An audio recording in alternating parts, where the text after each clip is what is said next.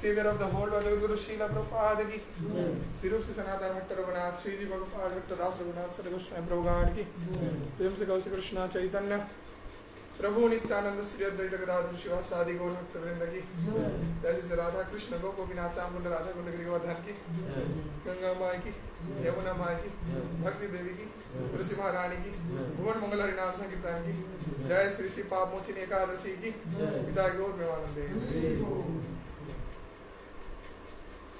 ओम अज्ञानतिमिरन्धस्य ज्ञानाञ्जनशलाकया चक्षुरुन्मिलितं येन तस्मै श्रीगुरवे नमः श्रीचैतन्यमनोभीष्टं स्थापितं येन भूतले स्वयं रूपकदामयं ददाति शुभदान्तिकम् वन्देऽहं श्रीगुरो श्रीयुतपदकमलं श्रीगुरुन् वैष्णवांश्च श्रीरूपं साग्रजातं सहगं रघुनाथान्वितं तं सजीवं स्वाद्वैतस्वावधूतपरिजनसहितं श्रीकृष्णचैतन्यदेवं श्रीराधाकृष्णपादान् सहगणललिता श्रीविशाखान्वितांश्च हे कृष्णकरुणा सिन्धो दीनबन्धु जगत्पते गोपेषु गोपिकान्त राधाकान्त नमस्तुते तप्तकाञ्चन गौराङ्गी राधे वृन्दावनेश्वरि विश्वभानुसुते देवी प्रणमामि हरिप्रिये नीलाञ्चननिवासाय नित्याय परमात्मने बलभद्र सुभद्राय जगन्नाथाय ते नमः आनन्दमय लीला विग्रहाय हेमाङ्गदिव्यच्छवि सुन्दराय तस्मै श्री महाप्रेमरसप्रदाय चैतन्यचन्द्राय नमो नमस्ते श्री नित्यानन्द नमस्तुभ्यं प्रेमानन्दप्रदायिने कलोकल्मषनाशाय जाह्नवापतये नमः वृंदावनं गुरुं कृष्णकमलोचनं वल्लभी वल्लभं देवं राधारङ्गितविग्रहं नमो नरेन्द्राय वेणुवाद्य विनोदिने राधाधर सुधापाणि शालिने वनमालिने जय श्री कृष्ण चैतन्य प्रभु नित्यानंद श्री अद्वैत गदाधर शिवासादि गौर भक्तवृंद सभी एक साथ हरे कृष्ण कृष्ण कृष्ण हरे हरे हरे राम राम राम हरे हरे हरे कृष्ण कृष्ण कृष्ण हरे हरे हरे राम राम राम हरे हरे हरे कृष्ण कृष्ण कृष्ण हरे हरे हरे राम राम राम हरे हरे हरे कृष्णा। ओम नमो भगवते वासुदेवाय ओम नमो भगवते वासुदेवाय ओम नमो भगवते वासुदेवाय ओम नमो भगवते वासुदेवाय ओम नमो भगवते वासुदेवाय ओम नमो भगवते वासुदेवाय नारायणं नमस्कृतं नरं चैव नरोत्तमं देवीं सरस्वतीं व्यासं ततो जयमुदीरयेत् नष्टप्रायेषु भद्रेषु नित्यं भागवत सेवया भगवती उत्तमं श्लोकेन भक्ति भवति नैष्टिकी कृष्णाय वासुदेवाय देवकीनंदनाय च नन्दगोपाकुमाराय गोविंदाय नमो नमः। जय हरे कृष्णा সকলকে স্বাগত। আজকে আমাদের এই পবিত্র পাপমোচনী একাদশী এই স্পেশাল সেমিনার ক্লাসে যেখানে আজ আমরা এই পাপমোচনী একাদশীর মাহাত্ম্যকে জানবো এবং শুধু তাই নয় আমরা শ্রীমদ্ ভাগবতমের থেকেও আমি কিছু বলার প্রয়াস করবো। কী বলবো আমি এখন জানি না, কিন্তু কিছু তো একটা বলবো যেটা কৃষ্ণ চাইবেন। হরে কৃষ্ণ। আর কিছু বৈষ্ণব সদাচারের উপরেও আমি কিছু আপনাদের জানাবো যে বৈষ্ণব সমাজের মধ্যে থেকে আমাদের কিছু বৈষ্ণব সদাচারও শেখা উচিত, জানার প্রয়োজনীয়তা রয়েছে। তো সেই সকল বৈষ্ণব সদাচারের উপর আজ আমি কিছু ব্যক্ত করব। ঠিক আছে, ওকে। হরে কৃষ্ণ। তো আজ হচ্ছে পাপমোচনী একাদশী। আচ্ছা, একটু ওখান থেকে পড়ুন পাপমোচনী একাদশী।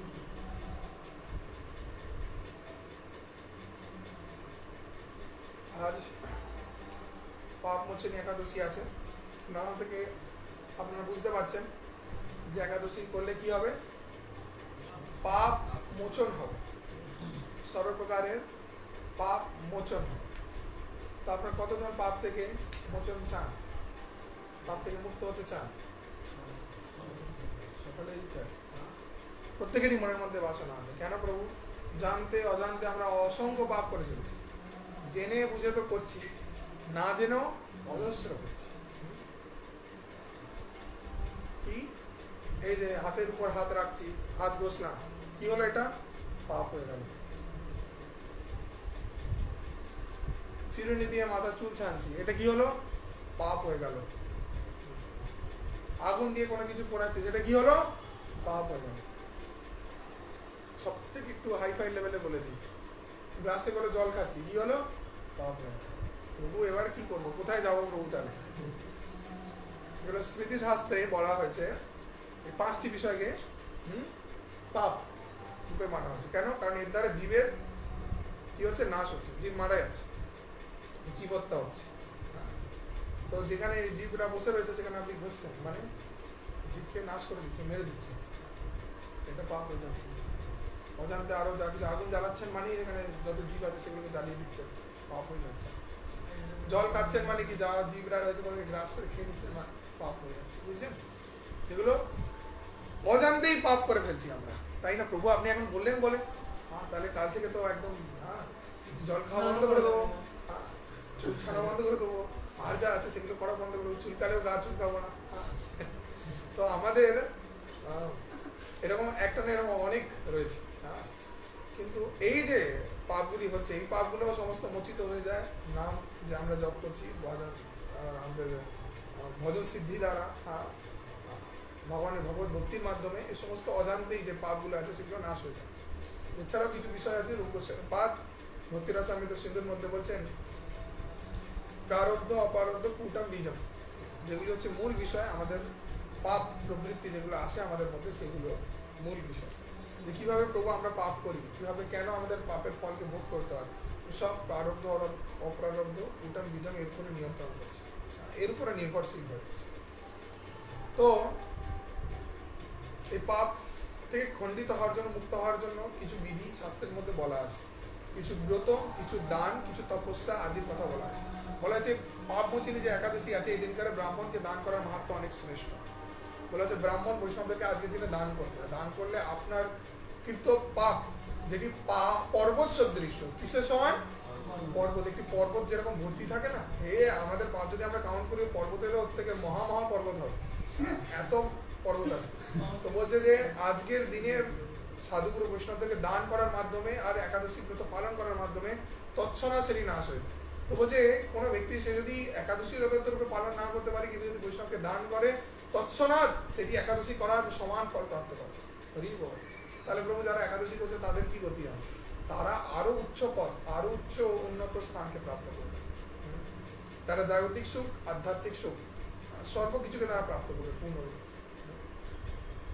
তো সেটি সম্পর্কে এখানে যুধিষ্ঠির মহারাজ ভগবান শ্রীকৃষ্ণকে কিছু প্রশ্ন করছে যে আপনি পরবর্তী এমন কোন একাদশী রয়েছে যে একাদশী আমাদেরকে সেই পরম মঙ্গল প্রদায়িনী হবে এবং সর্বপাপ মোচিনী হবে, তার সম্পর্কে বর্ণনা করছে। তো তখন ভগবান শ্রীকৃষ্ণ বর্ণনা করছেন, যদি আমরা শুনবো শাস্ত্রের কি বলছে তারপর আমি সেটা বর্ণনা করব। যুধিষ্ঠির শ্রীকৃষ্ণকে বললেন, হে জনার্দন, চৈত্র মাসের কৃষ্ণপক্ষের একাদশীর নাম ও মাহাত্ম্য কৃপা করে আমাকে বলুন। শ্রীকৃষ্ণ বললেন, হে ধর্মরাজ যুধিষ্ঠির, আপনি ধর্ম বিষয়ে প্রশ্ন করেছেন। এই একাদশীর সকল সুখের আধার, সিদ্ধি প্রদানকারী ও পরম মঙ্গলময়। জোরে পড়তে হবে।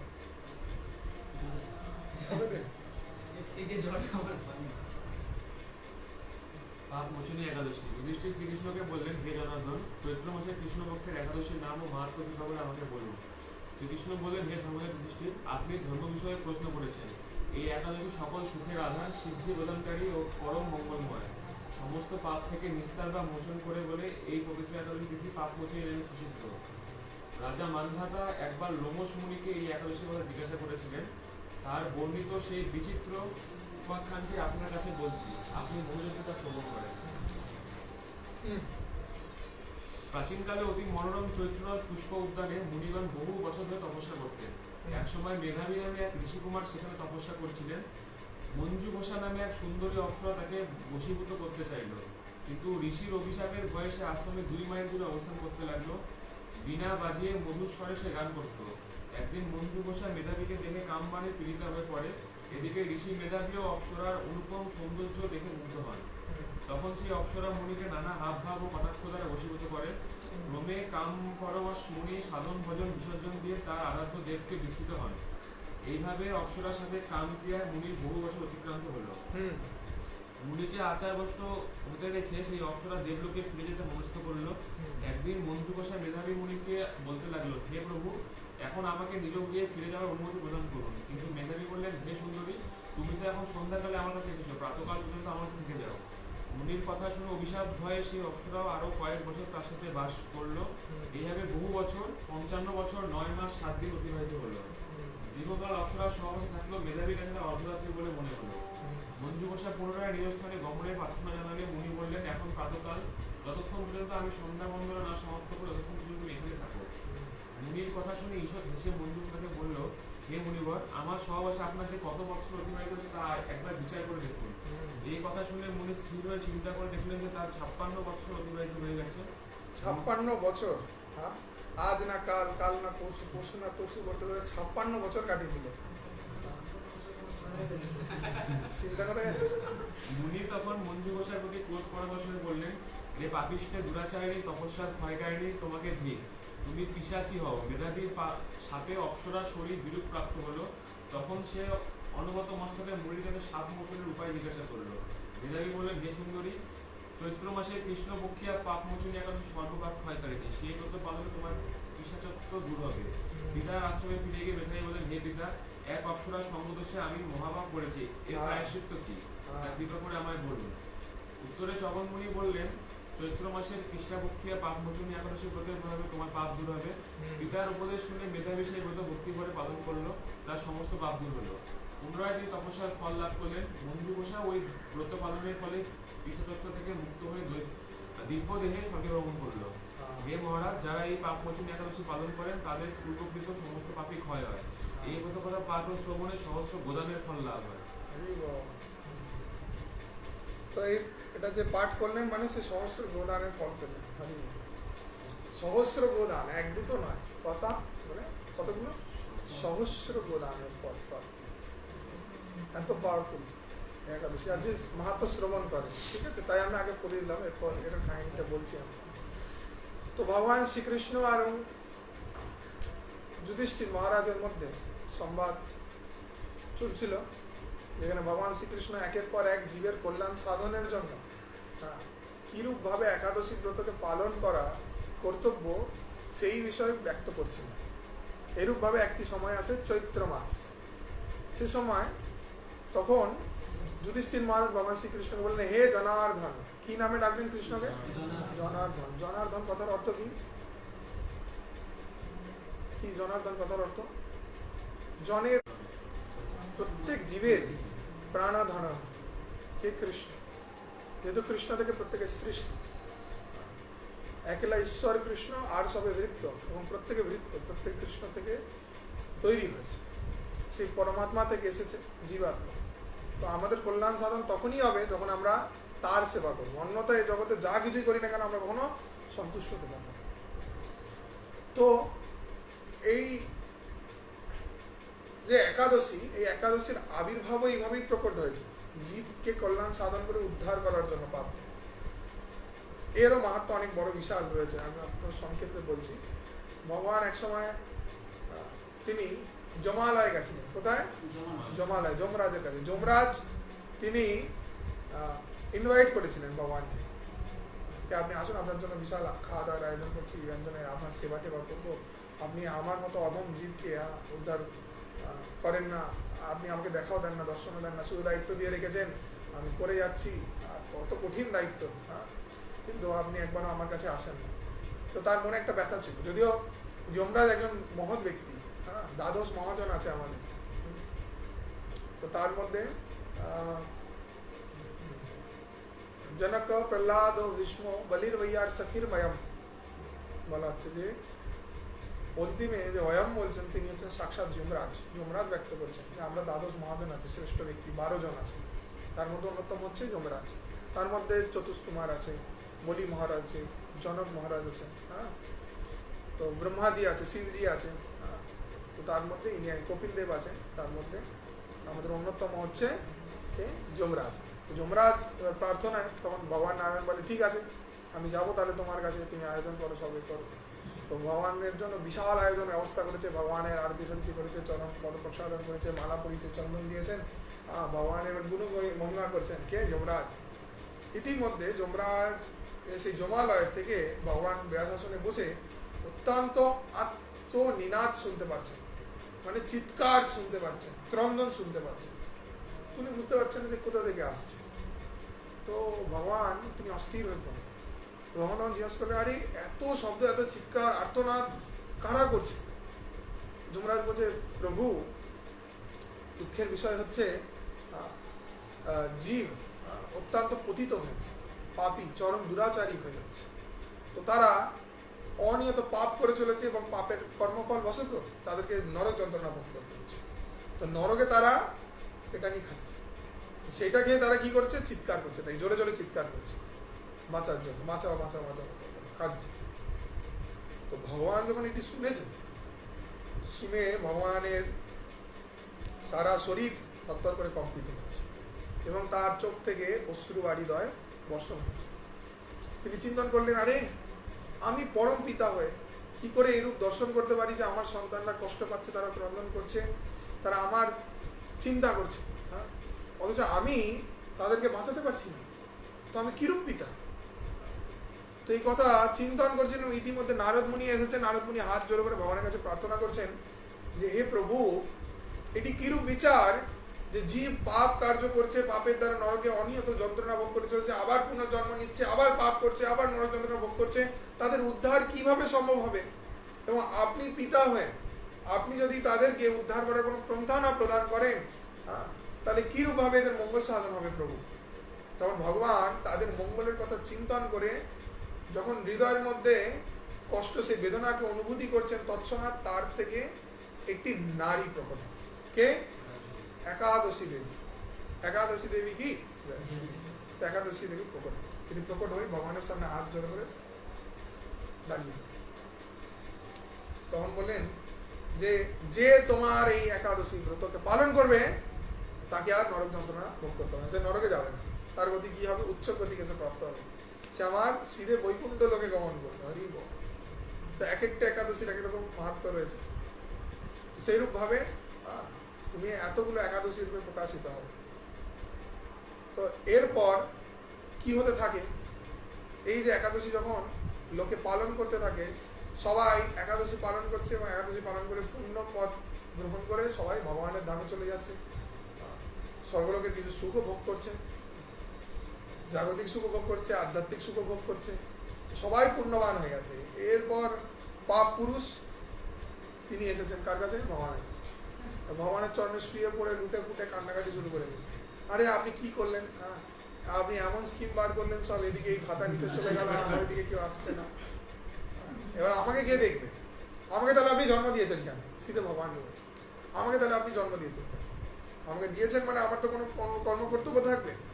তো সবাই যদি পুণ্যবান হয়ে চলে যায় তাহলে কে পাপী হবে? কেউ পাপী হবে না। তা আমি পাপ হয়ে আমার পাপ কর্ম কেউ যদি না করে, তাহলে আমার কার্যর জন্য তারা যে নরক যন্ত্রণা ভোগ করবে সেদিকে সাধন হচ্ছে না, তাহলে আমি কোনো একটা কাজ তো দিন, আমি তো জবলেস হয়ে গেলাম। তখন ভগবান বলে যে ঠিক আছে, আমাকে তো এটাও চিন্তা করতে হবে, কিছু একটা উপায় বার করতে হবে। দেখুন ভগবানের কত চাপ। তখন ভগবান বলেন ঠিক আছে, তো এই একাদশীর দিন যেদিন হবে সেই দিনে তুমি কিছু কিছু স্থানে বাস করবে, তোমার কিছু কিছু স্থানে আমি স্থান প্রদান করলাম, তোমার সেটা ওই দিনকারে তুমি নিশ্চিত রূপে তার মধ্যে থাকবে। অর্থাৎ কি? দানা শস্য। কি? দানা শস্যের মধ্যে তুমি থাকবে, সরিষার তেলের মধ্যে তুমি থাকবে। তারপর ভগবান জানান যে সকল বস্তু অন্যান্য বাকি দিন গ্রহণযোগ্য, সেটি একাদশীর দিন গ্রহণযোগ্য নয় বলে বিবেচিত হবে। তো সেই সকল বিষয়ের মধ্যে তুমি যখন উপস্থিত থাকবে, জীব তাকে যখনই লালায়িত হয়ে খাওয়ার প্রয়াস করবে নিজের ইন্দ্রিয় ভোগের জন্য, তৎক্ষণাৎ তুমি তার ভিতরে প্রবেশ করবে এবং সেই পাপের ফলে তাকে নরক যন্ত্রণা ভোগ করবে। অর্থাৎ যে সকল বস্তু আমরা অন্যান্য দিন খাই, সচরাচর আমরা বেশি অন্ন গ্রহণ করি, তো অন্যের মধ্যেই তুমি বসবে। অর্থাৎ সেই দিনকারে, একাদশীর দিনকারে তার মধ্যে এ থাকে দানা শস্যের মধ্যে পাপ পুরুষ, সেগুলোকে গ্রাস করা যাবে না, গ্রহণ করা যাবে না, নিষেধ আছে। অর্থাৎ বিভিন্ন প্রকারের যে গম, চাল, ডাল এইসবের মধ্যে রয়েছে।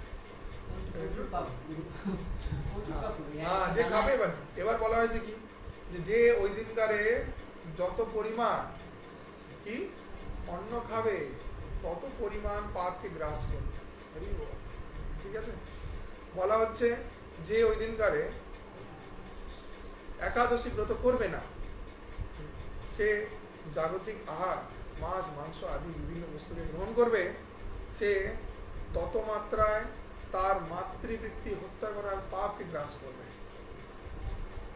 আর বলছে কি, যে একাদশী ব্রত না করে মদ্যপান আদি করবে, তো বলছে সে গোহত্যা, চাড়াল কুলে তার জন্ম হবে, গোহত্যা জনিত পাপকে ধারণ করবে এবং এর থেকে অন্তিমে তাকে অনিয়ত নরক লোকে বাস করতে হবে।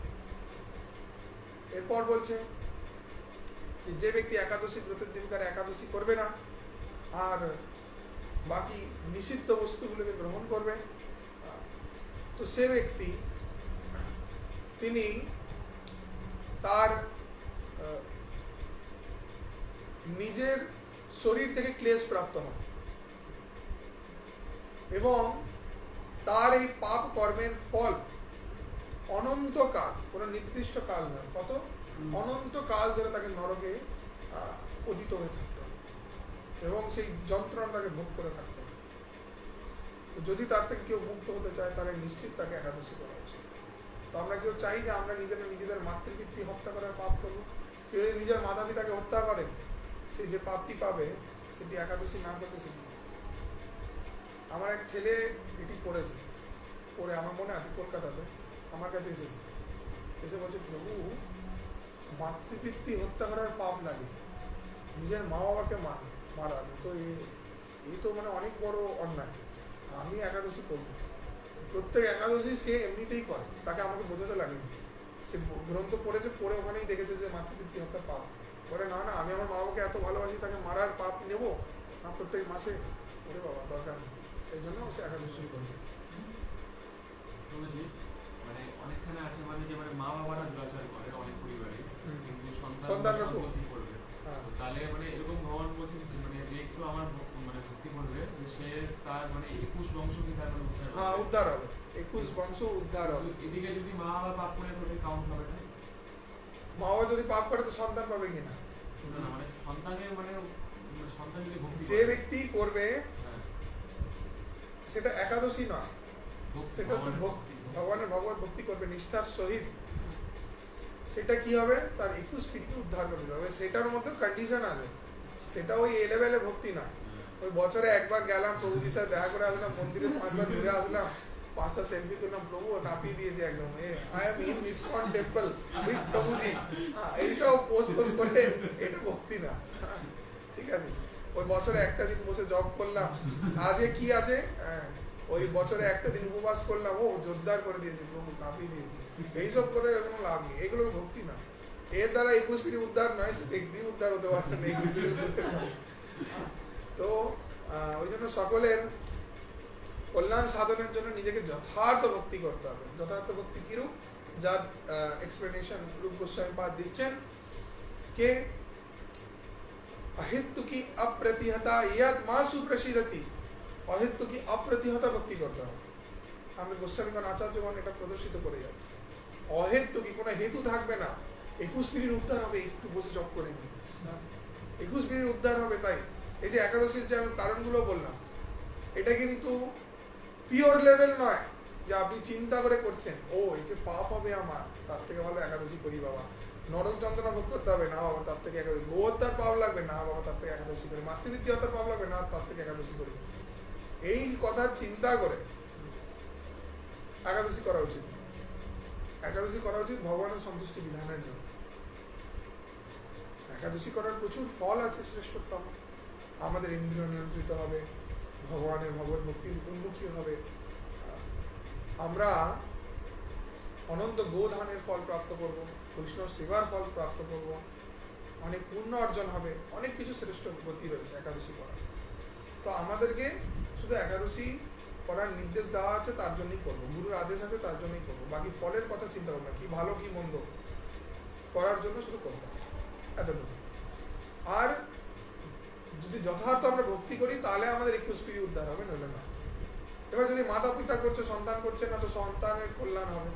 মাতা পিতা যেহেতু করছে, কোনো না কোনো সময় সে সন্তান ভগবত ভক্তি করবে। সে যদি এই জন্মে করে তো ভালো, এই জন্মে যদি না করে মাতা পিতা সুকৃতির জন্য পরের জন্মে করবে। বুঝছেন? আপনারা হয়তো কোনো না কোনো সময় আগের জন্মে কোনো স্বীকৃতি অর্জন করেছেন একাদশী করে, তাই আজকের দিনে একাদশী করছেন, আমার কাছে এখানে উপস্থিত একাদশীর মাহাত্ম্য এই কথা শুনছেন। নইলে কত ছেলে আছে এখন কি করছে, তারা কি করছে বলো? হ্যাঁ, ঘুরে বেড়াচ্ছে, দুরাচার করছে, একে কাটছে, ওকে পিটছে, তাকে মারছে, কি না কি করছে, হ্যাঁ কি না কি করছে। কিছু যদি নাও করছে, ঘুমিয়ে পড়ে রয়েছে। তো সময় ব্যর্থ করছে। কিন্তু আপনারা যে শ্রবণ উৎসাহিত হচ্ছেন, এটি কি করে হচ্ছে? এটা অবাস্তব বিষয়, অ্যাবনর্মাল জিনিস, এটা নর্মাল নয়। This is something abnormal. Normal lifestyle আমরা ওটাকে বলি। কেউ কাউকে গালি মারছে, কেউ কাউকে ফেলে দিচ্ছে, কেউ কাউকে ছুড়ে দিচ্ছে, কেউ জ্বালিয়ে দিচ্ছে, কেটে দিচ্ছে, this R normal in Kaliyuga. কিন্তু সবকিছু ত্যাগ করে কৃষ্ণ কথা শ্রবণ করতেছে, এ তো অনেক উত্তম। এ তো অ্যাবনর্মাল জিনিস, এটা এখানে ম্যাচ খায় না কলিযুগের মধ্যে। এটা কিভাবে সম্ভব হয়? সুকৃতি। এই যে এখন আপনারা করছেন, এই সুকৃতিটা ফিক্সড ডিপোজিট হয়ে যাবে, এটা দিয়ে নেক্সট লাইফে আপনারা পাবেন, বুঝলেন? তখন আরো অ্যাডভান্স স্টেজে গিয়ে করবেন। যাদের এই সুকৃতিগুলো অনেক শেষ বয়সে গিয়ে হয়, তাদের শুরুয়াত তো একটা নির্দিষ্ট টাইমে হয়। যেরকম আপনাদের সুকৃতিগুলো আগে ছিল, তো এই বয়স থেকে আপনারা শুরু করে নিচ্ছেন। আর অনেকে কি হয় দেখবেন যে 50 বছরে গিয়ে বুদ্ধি খোলে, 60 বছরের বয়সে গিয়ে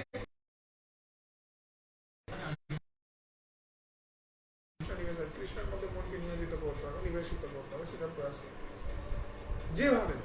তো একাদশী তো সেই ফল প্রদায়নী, একাদশী করার মাধ্যমে আমরা সেই ফলকে প্রাপ্ত করতে পারি। তো আমাদের প্রয়াস রাখতে হবে, সুন্দর প্রচেষ্টা করতে হবে।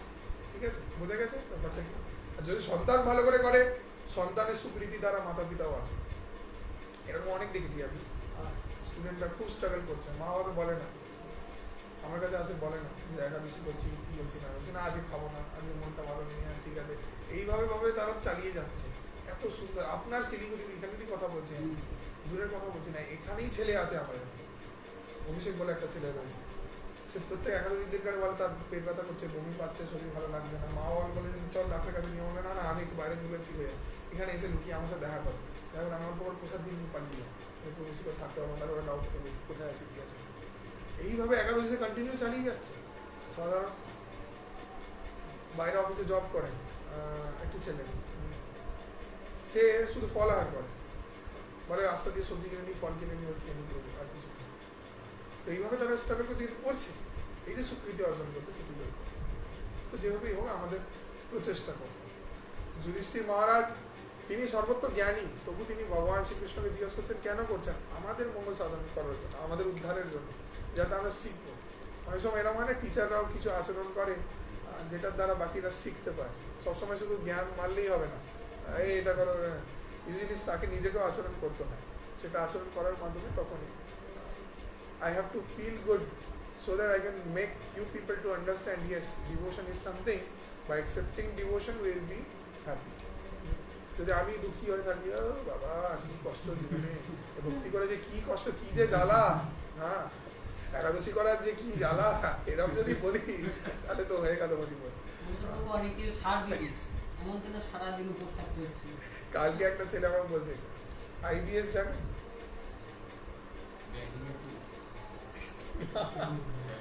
ইরিটেবল বোল সিনড্রোম, মানে হ্যাঁ পেটের গন্ডগোল। তো সে আমায় বলছে যে এই রোগটা যার হয় প্রভু সেই জানে, এর যে কি জ্বালা, আমি এমন করে বলছে মানে কি জ্বালা, কি কষ্ট, ওরে বাপরে বাপ। তো এরম যদি করতে থাকে তাহলে হবে কেউ মূর্তিতে উৎসাহিত হবে। তো যদি আমি সুন্দর অনুভূতি করি তাহলেই হবে। এই নয় যে আমি জোর জবরদস্তি দেখানোর প্রয়াস করছি, না একাদশী খুব ভালো, আমি নিজে ফিল করছি সেটা, তাহলে আপনারাও সেটা অনুভূতি করতে পারেন। এবং আপনারা যখন করছেন আপনারা নিজেরাও ফিল করছেন যে না এটা কত সুন্দর, কত শ্রেষ্ঠ। তো এটি গুরুত্বপূর্ণ। তো যুধিষ্ঠির মহারাজও আচরণ করছেন যে কৃষ্ণ কৃপা করে বল। তখন কৃষ্ণ জানান যে হে ধর্মরাজ যুধিষ্ঠির, যুধিষ্ঠিরকে ধর্মরাজ কেন বলা হতো সেটা, এবং তিনি যথার্থ ধর্মকে পালনও করতেন তাই তাকে বলা হতো। তো যুধিষ্ঠির মহারাজ হচ্ছেন হিস্ট্রিতে এমন একজন ব্যক্তি যিনি কখনো মিথ্যা বলেননি।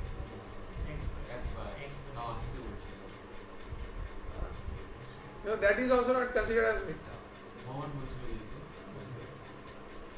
তো সত্যবাদী যুধিষ্ঠির মহারাজ। তো ভগবান বললেন যে আপনি ধর্ম বিষয়ক কথা জিজ্ঞাসা করেছেন, এই একাদশী প্রত্যেকের সুখের আধার, এবং এই একাদশী কি পরম সিদ্ধি প্রদায়নী, পরম মঙ্গলকারিণী। তো যেই এই একাদশীকে করবে তার পরম সিদ্ধি হবে, সে অনেক কিছুকে প্রাপ্ত করতে হবে, তার ইন্দ্রিয় অনেক নিয়ন্ত্রিত থাকবে, সে অনেক ক্রোধিত হবে না, সে অনেক শোকগ্রস্ত হবে না, সে অনেক রোগগ্রস্ত হবে না। এগুলো হচ্ছে লক্ষণ, যারা একাদশী করে তাদের হয় না। এইগুলি। আর যারা একাদশী করবে না তারা অল্পতে ক্রোধিত হয়ে যাবে, তাদের বেশি করে রোগ ভোগ ধরবে, এরকম আমার কাছে কত কেসেস আছে। শুধু একটাই অ্যাডভাইস করে, একাদশী শুরু করবে, একদম ঠিক থাকবে, একাদশী করলেই তারা সুন্দর সুখী থাকবে। তো একাদশী সম্পর্কে তখন বলছে যে কি সমস্ত প্রকারের পাপ থেকে নিস্তার বা মোচন করে বলে এই পবিত্র একাদশীকে পাপ মোচনী একাদশী বলে। তো এক সময় এক রাজা ছিলেন মানধাতা, আপনারা শুনেছেন না? আমরা বলি না মানধাতা আমলের কথা বলিস না, তো আমাদের বলি না আমরা, তোকে তো দেখে মনে হয় মানধাতা আমলের মানুষ। মানধাতা সেই রাজা ছিলেন, আমরা অজান্তেই কিন্তু বলি, কিন্তু আমরা কিন্তু জানি না। আমরা বলি না আরেকটা, যে আরেক রাজার কথা বলি, প্রাচীন প্রাচীন প্রাচীন রাজা, প্রাচীন পরিসর, ওই দেখুন আমার এখানে খোলাও আছে। তো রাজা প্রাচীন পরিসর ছিলেন। আমরা বলি না প্রাচীন যুগের কথা বলিস না, প্রাচীন কালের কথা বলিস না। প্রাচীনটা কে? প্রাচীন বলতে কি বোঝাচ্ছি? প্রাচীন বলতে সেই রাজার কথা বোঝাচ্ছি যে আগে ছিলেন। বুঝলেন? আমরা বলি না প্রাচীন যুগের কথা, প্রাচীনটা হচ্ছে তার যুগ, সে ওই সময় ছিল সবচেয়ে। বুঝছেন? হ্যাঁ, মাথা নাচে, হ্যাঁ আচ্ছা, ইতিহাসে পড়েছি প্রাচীন, এই সে প্রাচীন রাজা। তো এই মানধাতা রাজা ছিলেন। হ্যাঁ, তো তিনি একবার লোমশ মুনির কাছে গেছেন। লোমশ মুনি হচ্ছে একজন মুনি যার সারা গা ভর্তি লোম ছিল, প্রচুর লোম, প্রচুর। তো তার একটা সুন্দর কাহিনী আছে। ইন্দ্র একবার লোমশ মুনির কাছে যান, দেখছে যে উনি তপস্যা করে চলেছেন, তপস্যা করে চলেছেন। তো বলছে যে ইন্দ্র দেখে বলছে যে আরে আপনি এত তপস্যা কেন করছেন, আপনার এত চিন্তার কি আছে, আপনার সারা গায়ে যে এত লোম রয়েছে। তো বলছে যে আপনার গা থেকে যখন সমস্ত লোম ঝরে পড়ে যাবে সেদিনই আপনি মরে যাবেন। হ্যাঁ, সেদিনই আপনি, আপনার তো এত লোম রয়েছে, লোম শেষ হতে হতে তো ব্রহ্মার জন্ম, আবার সৃষ্টি, আবার জন্ম, আবার সৃষ্টি, তো ওদের তো আর ব্রহ্মার জন্ম কি চতুর্যুগ, এক একটা যুগ পরিবর্তিত হয়ে যাবে, তো আপনি মরবেন না, আপনার এত ভয় কি আছে? তো লোমশ মুনি বলে আমার একটা লোম পড়ে গেছে, কত কত লোমের মধ্যে একটা লোম পড়েছে, সেই নিয়ে উনি চিন্তিত হয়ে গেছেন লোমশ মুনি, যে এখনো যদি আমি ভগবানের নাম না করি, ভগবানের শরণাগতি না হয়, তাহলে আমার উদ্ধার কি হবে? এরূপ চেতনা। তখন ইন্দ্র আশ্চর্য হয়ে গেছে, বাপরে কি লেভেল, মানে কতটা শরণাগত, যে এত তার দীর্ঘায়ু থাকা সত্ত্বেও সে চিন্তন করছে যে আমাকে যেভাবে হোক ভগবত প্রাপ্তি করতে হবে। তো সে কখনো চিন্তা করছে না যে আমি কি সুখ সমৃদ্ধি পেয়েছি, আমার কাছে তো অনেক সময় আছে। আমরা চিন্তা করি না, আরে এই বয়সে কি ভক্তি করবো, হ্যাঁ বয়স হবে তখন কি করবো, করবো না প্রভু এটা বলছি না, করবো, করবো না এটা বলছি না, আপনি বলেছেন নিশ্চয়ই করবো। আমরা 85-80 বছর বয়সে গিয়ে করি, কারণ আমি তো নিশ্চিত আমি বেঁচে থাকবো প্রভু, আমি নিশ্চিত। আরে আমরা কি করে বলবো নিশ্চিত? কিছু নয়, একটা সবজি কিনতে গেছি দোকানে, পটল কিনতে যাচ্ছেন, এই দিয়ে পিষে দিলে আপনি পটল হয়ে গেল, তখন কি হবে? আমাদের হাতে নেই, আমরা জানি না এই জগতে কি হতে চলেছে, অনিশ্চিত, সমস্ত অনিশ্চিত এই জগতে। একজন ব্যক্তি, একটা ছেলে আছে আমার, সৌরভ বলে, কলকাতায়, বিবাহ করেছে, এখন বাচ্চা হয়ে গেছে। ওকে আমি অ্যাডভাইস করেছিলাম যতক্ষণ না স্ত্রী ভক্ত হচ্ছে ততক্ষণ, মা বাবা নাস্তিক, তারা একদম অ্যাকসেপ্ট করতো, ঠিক আছে তুই করলে কর, কিন্তু তোদের এই হরে রাম হরে কৃষ্ণ আমার জিনিস, অনেক বোঝানোর পরেও তারা করতো, ঠিক আছে। গায়ে হলুদ অনুষ্ঠান, তার মধ্যে কিছু না, বাবা একদম সুস্থ সবল ভালো মানুষ, বাথরুমে গেল, প্যানে বসলো, হরিবল হয়ে গেল, হরিবল হয়ে গেল, এরপর আর বেরোয় না। এরপর যখন বাড়ির লোকেরা দেখছে যে কোথায় গেছে, সারা ঘর খুঁজে এদিকে খুলেছে, ওখানে গেছে, শেষ, বসে বসে। তো আমাদের হাতে কিছু আছে, সে ব্যক্তিটি কি চিন্তা করেছিল এরকম? ওনারটা আমি একটা ইনসিডেন্ট দেখেছি, রাতে শুয়ে রয়েছে ঘরে, হ্যাঁ, জানলা থেকে চোর ঢুকে না, মাতাজিটা, এবার প্রভুটা কি করেছে, ভয় ঘরটা থেকে বেরিয়েছে, মাতাজিটা যতক্ষণ ধরে উঠছে, প্রভুটা বাইরে বেরিয়ে গিয়ে লোককে হাত দিতে গেছে, জানাতে গেছে, আর ইতিমধ্যে মাতাজিতে উঠতে গেছে, ও লাঠি দিয়ে না পিটে পিটে মেরে মেরে মেরে মেরে মাতাজিটার মাথায় মাতাজিটাকে মেরে ফেলেছে, আর ঘর থেকে জিনিসপত্র লুট করে জানলা দিয়ে পালিয়েছে। প্রভুটা বেঁচে না। ওটা কি জানতো? রাত্রে ঘরে শুয়েছিল, নিশ্চিন্তে শুয়েছিল, হঠাৎ করে এরকম দুর্ঘটনা ঘটলো। তো আমরা নিশ্চিত নই, আমরা জানি না কখন কি হবে, কখন কোন মুহূর্তে কি হতে পারে।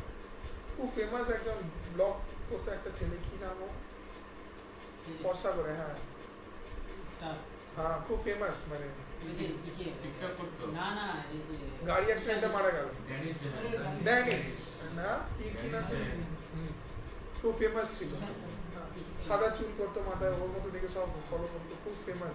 আমার কাছে একটা ছেলে আছে, ওর ফ্যান, হ্যাঁ খুব। তো ও থাকে এতে আপনার ঘোষপুকুরে থাকে ছেলেটা। তো ওকে আমি আকর্ষিত করেছি এইসব কথা বলে, কি বলে, এই ড্যানিশ জ্যানের কথা বলে, যে যেটা দিয়ে ও ইন্টারেস্টেড হবে, আর ও এই সমস্ত কথাগুলি বলতো। তো একটা শো আসতো, রিয়ালিটি শো, কি নাম হতো মানে এজ অফ কিছু একটা সামথিং এরকম আসতো, যেটার মধ্যে ও পার্টিসিপেট ছিল, মানে ড্যানিশে মারা যায়। হ্যাঁ, তো সেগুলো সে খুব দেখতো, এবং আমি সেই ব্যাপারে ওকে আলোচনা করে উৎসাহিত করে ভক্তির জন্য নিয়ে এসেছিলাম। তো সে সেটি বিশাল ফ্যান, এরকম অনেক ইউথদের দেখতাম, মানে তারা সব ফলো করতে এইসব। হঠাৎ করে কি হলো, এত পপুলারিটি, এত পয়সা, এত কিছু, সিম্পল গাড়িতে করে যাচ্ছে, কার অ্যাক্সিডেন্টে মারা যায়। মানে কেউ চিনতে পারে এত বড় সেলিব্রিটি এইভাবে মারা যাবে, এত ফেমাস এইভাবে মারা যাবে, এত সবার ক্রাশ হঠাৎ করে মারা যাবে, মানে কেউ এটা চিন্তাই করতে পারে না যে এরকম হতে পারে। কিন্তু একটা গাড়ি ধাক্কা, ব্যাস শেষ। তো এটি আমাদের হাতে নেই, কখন কোন মুহূর্তে যে কি হতে চলেছে বা কি হবে কেউ কখনো বলতে পারে না, কেউ কখনো বলতে পারে না।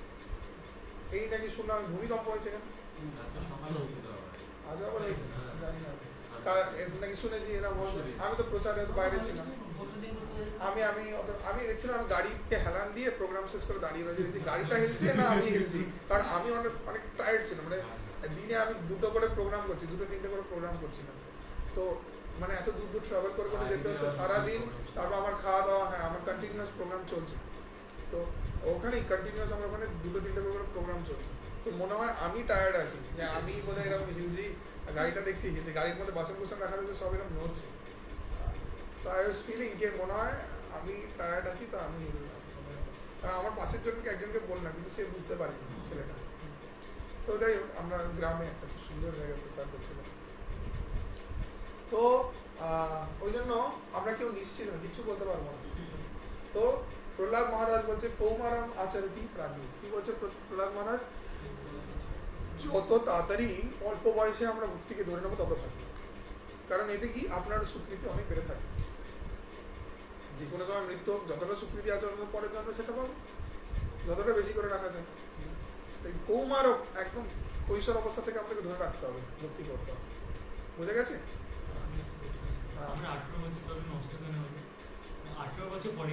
হ্যাঁ, কারণ আপনি আগেও অনেক পরেই এসেছিলেন, পরের দিকে গিয়ে শুনেছেন, হয়তো বয়স টয়স হয়েছে, তখন গিয়ে একটুখানি সাধু গুরুদের প্রণাম করেছেন, একটু হরে কৃষ্ণ বলে দান দক্ষিণা দিয়েছেন, ওরা আশীর্বাদ যাও তো পরের জন্মে উদ্ধার হবে।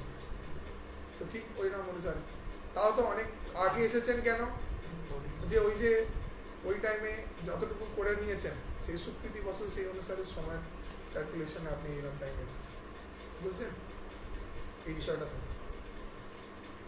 আর কেউ মানে অনেক আগে প্রারম্ভ করলে যত বেশি স্বীকৃতি থাকবে, সেই অনুসারেও সে নেক্সট লাইফ থেকে আরও অ্যাডভান্স লেভেল থেকে বড় হবে। ওরা থেকে একদম গেড়ি বুকে বাচ্চাগুলো দেখেন অসাধারণ বিলম্ব যাচ্ছে, নাচছে গাইছে, তিলক শিখা নিয়ে ভগবান আরতি করছে, বিভৎস ভগবদ্গীতার শ্লোক বলছে, বিভৎস। এরকম অনেক ভিডিওসও রিলিজ হয় না, এদিকে ছড়াচ্ছে। তারা মানে আগে অনেক করেছে বলে তারা শুরু গোড়া থেকে এরকম করছে। আপনি এই টাইম থেকে করছেন, ঠিক আছে, আমরা কিছু বলতে পারি না। মানে হতে পারে আপনি আগের জন্মে একটা আটশোলাও ছিলেন, কিন্তু তার আগের জন্মে হয়তো কোনো স্বীকৃতি ছিল, পরের জন্মে এটা পেয়ে তারপর জন্ম। যেরকম ভরত মহারাজ, তিনি আগে শ্রেষ্ঠতম রাজা ছিলেন, পরবর্তীতে আসক্ত হয়ে গেলেন কিসের প্রতি, হরিণের প্রতি। তো তার জন্য তার পরের জন্ম হলো হরিণ, কিন্তু তারপরের জন্মে সে আবার মনুষ্য দেহ প্রাপ্ত করে তার আগের জন্মের কথা চিন্তা করে নিয়ে বলে বাপে বাবা আর না, এবারে জড়ো হয়ে থাকবো, কোনো মুখ দিয়ে কথাই বলবো না, কথা না বলবো তো প্রবার কোনো শত্রু নেই, ব্যাস এই কথা চিন্তা করে থাকবে। তার সাথেও আচরণ সেরকম করা হয়েছে, তাহলে এ তো পাগল আছে, তাকে সবাই পাগল চিন্তা করতে, কিন্তু সে তো অ্যাডভান্স, ভিতর থেকে একদম পূর্ণ পরমাংশ, সব কিছু ত্যাগ করে রয়েছে। এই হলো মানে রামকৃষ্ণ জানেন, রামকৃষ্ণ তিনি সেই সিদ্ধিকে অর্জন করেছিলেন। তিনিও পূর্ব জন্মে অনেক ভগবত ভক্তি করেছেন, পরবর্তী জন্মে রামকৃষ্ণ তিনি পরমহংস ছিলেন, হৃদয় থেকে, তিনি হৃদয় থেকে পরমহংস ছিলেন। তিনি মায়ের শরণাগত হয়েছিলেন, কিন্তু তিনি বলে গেছেন যে দক্ষিণেশ্বরের কালী মা ভবতারিণী এবং আমাদের শ্যাম সুন্দর, শ্রী শ্রী রাধা শ্যাম সুন্দর, তিনি সাক্ষাৎ কথা বলেন এবং তারা ভক্তের সেবার জন্য আতুর হয়ে থাকেন। তো এই অনুভূতিটা যে ওনার হৃদয় ছিল, যে ভিতর থেকে স্বর্ণাগতিটা, উনি যে এতটাই স্বর্ণাগত ছিলেন যে তিনি সাক্ষাৎ ভগবানের সাথে কথা বলতেন, কালীর সাথেও কথা বলতেন, তিনি রামকৃষ্ণকে দর্শন করতেন। এই যে স্বর্ণাগতিটা এসে গেছিল, এটি স্বীকৃতি বচন, এটি তারা আসে দূত হয়ে আসে ভগবানের ভগবত ভক্তি প্রচার করতে। তারা বিভিন্ন রকমের শিক্ষা দিয়ে যায়, জীবকে এক রকম ভাবে শিক্ষা প্রদান করে। প্রত্যেকের একটা নির্দিষ্ট রোল আছে। জটায়ু কি রূপে এসেছিল? জটায়ু জানেন কে? রামায়ণ পড়েছেন? জটায়ু কি করেছিল মনে নেই? রামায়ণ মনে নেই? আজকালকার বাচ্চারা কি পড়াশোনা করছে না? আগের রামায়ণ কি পড়েছেন? এখনের রামায়ণ কি নতুন হয়েছে নাকি? জটায়ু এসেছিলেন না? জটায়ু কি রূপে এসেছিল? পাখি রূপে এসেছিল। তো জটায়ু ভগবানের রামের সেবার জন্য নিযুক্ত হওয়ার জন্য তপস্যা করেছিল। ভগবান বলে ঠিক আছে, তোমাকে রোল দেবো, একটা ছোট রোল থাকবে, কিন্তু তোমার রোলটা সবাই মনে রাখবে, এটা এত ডেডিকেটেড, তুমি তোমার লাইফ উৎসর্গ করবে ভগবানের সেবার জন্য। সে শকুন পক্ষী রূপে এসেছিল, পক্ষী রূপে এসেও সে ভগবানের যা সেবা করেছে মানে সে কল্পনা হয়। ভক্ত হনুমান, সে হনুমান পশুর দেহের মধ্যে থেকে তার চেতনা ভগবত ভক্তি, সেটি উচ্চ স্তর, যেটি কোনো মনুষ্যর পক্ষে বিবেচনা বিচার করা তুচ্ছ বুদ্ধি দ্বারা কখনো সম্ভব নয়। তো এই জন্য আমরা কখনো আমাদের এই জাগতিক বিচার, এই মন্দ বুদ্ধি দিয়ে কখনো ভগবত ভক্তির বিচার করতে পারবো না, শুদ্ধ বৈষ্ণবদের বিচার করতে পারবো না। বৈষ্ণবের ক্রিয়া মধ্যে বিজ্ঞে না বোঝায়, বিজ্ঞ ব্যক্তিরা বুঝতে পারে না, তা আমরা আমাদের সাধারণ বুদ্ধি দিয়ে কি বুঝবো? বুঝতে পারছেন? ভক্তিচরণ সরস্বতী ঠাকুর তিনি এত বড় বড় বুটস পরতেন, তখনের সময় সব থেকে এক্সপেন্সিভ জামা কাপড় পরতেন, একজন সন্ন্যাসী। তো অনেকেই তখন চিন্তা করে একজন সন্ন্যাসী খেতে পায় না, তার পরার কোনো বস্ত্র থাকবে না, সন্ন্যাসী জঙ্গলে জঙ্গলে ঘুরে বেড়াবে, প্রচার করবে, আর এদিকে সব থেকে এক্সপেন্সিভ জামা কাপড়, একদম ফ্লুয়েন্ট ইংলিশ বলছে, সব থেকে এক্সপেন্সিভ কারে করে উনি প্রচার করতে যেতেন। হ্যাঁ, কিন্তু এটা কি তিনি প্রচার কার্যের জন্য কৃষ্ণের সেবায় যুক্ত হয়ে রাখবেন, চাঁচা কি সবকিছু কৃষ্ণের সেবা। তবু ল্যাপটপ, এত এক্সপেন্সিভ ল্যাপটপ, ব্রহ্মচারী ল্যাপটপ ব্যবহার করে, আরে আমরা এটাকে কৃষ্ণের সেবায় নিযুক্ত করছি, এটা দিয়ে বসে বসে ইউটিউব ভিডিও দেখতে বা নেটফ্লিক্স দেখতে না, বুঝছেন? এই যে কৃষ্ণের সেবায় নিযুক্ত করছি, এটা ট্রান্সলেট, এটা কৃষ্ণ কনসিয়াস। এটাই আমাদের চিন্তা করতে হবে যে কিভাবে ভগবানের কৃপা যা কিছু আমরা পেয়েছি সেটাই কৃষ্ণ কনসিয়াস কি করে বানাবো, এই বুদ্ধিটা আমাদের লাগাতে হবে। এই নয় যে সবকিছু ত্যাগ করে, আপনি পারবেন সবকিছু ত্যাগ করে থাকতে? হিমালয়ে গিয়ে এক পা তুলে পারবেন? পারবেন না, অসম্ভব। এটা কলিযুগের যুগের জন্য সম্ভব না। এটা আগের যুগ ছিল, সত্য যুগে কি ছিল? তপস্যা করা। কি তপস্যা? সত্য যুগে জীব যেরকম তপস্যা করতে পারবেন আপনি? সত্য যুগে জীব কত সাল বাঁচত বলো? 1 লক্ষ আয়ু, মনে থাকবে? কত? 1 লক্ষ। তার মধ্যে তারা 50-60 বছর শুধু তপস্যাই করে কাটিয়ে। তা আমরা যদি তপস্যা করতে বসি তাহলে কি হবে? এমনিতেই আয়ু এই 60ও যাবে না, ঠেলে ঠেলে, তাহলে কি করে হবে?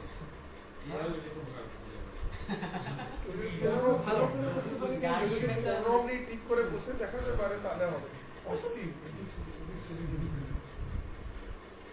ওই জন্য যোগা মেডিটেশনই কলিযুগের কথা নয়, এর দ্বারা ভগবত প্রাপ্তি নয়।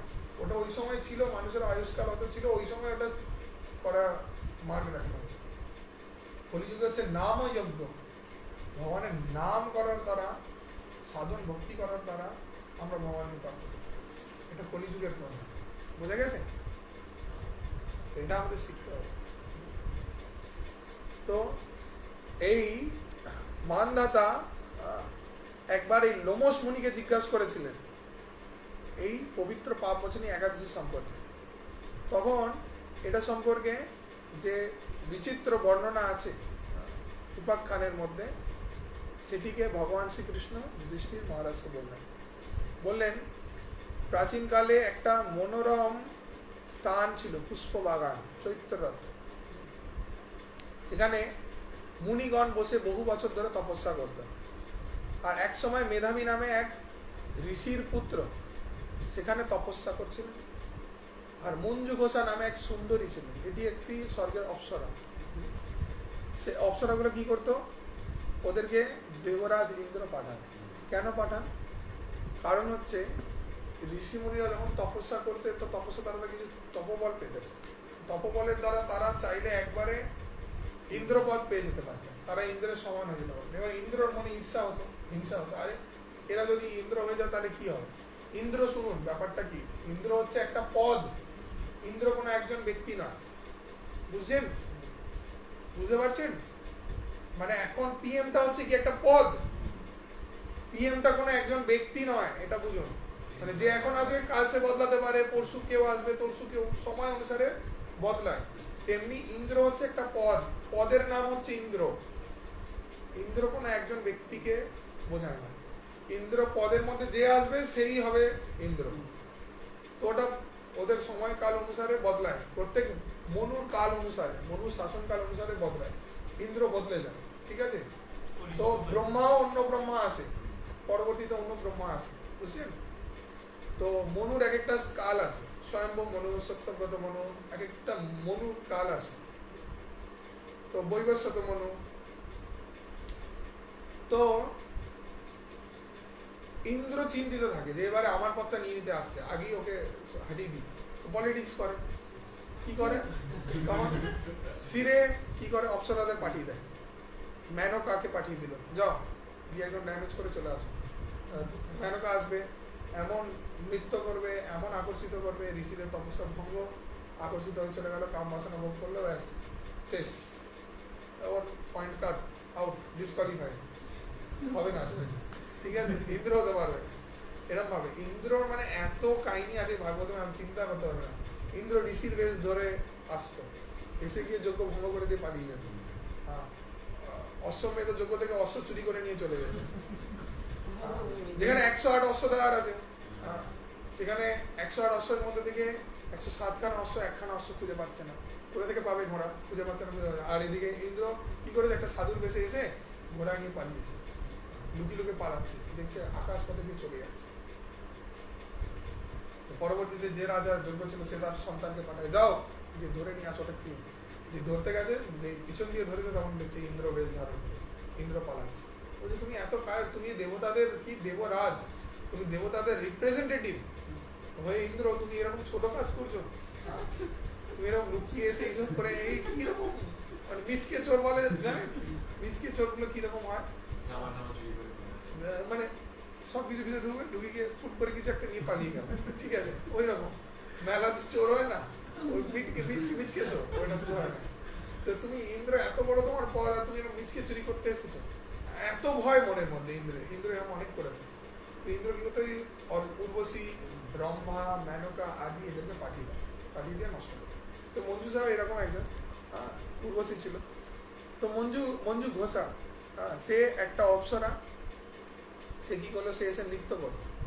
তো সে আবার মনের মধ্যে ভয় পেত যে ঋষিরা যদি অভিশাপ দিয়ে দেয় তাহলে তো আমার কিছু খারাপ হতে পারে। তো তাই একটু দূরে দূরে থাকতো ঋষিদের থেকে, কিন্তু তাদের আকর্ষিত করার প্রয়াস করতো। তো বীণা বাজিয়ে এসে সুন্দর সুন্দর গান গাইতো, গান গেয়ে আকর্ষিত করতো। আগেকার তারা বীণা বাজাতো, নাচ করতো, আকর্ষিত করতো। আর এখন এগুলো একদম অধম হয়ে গেছে, জঘন্য।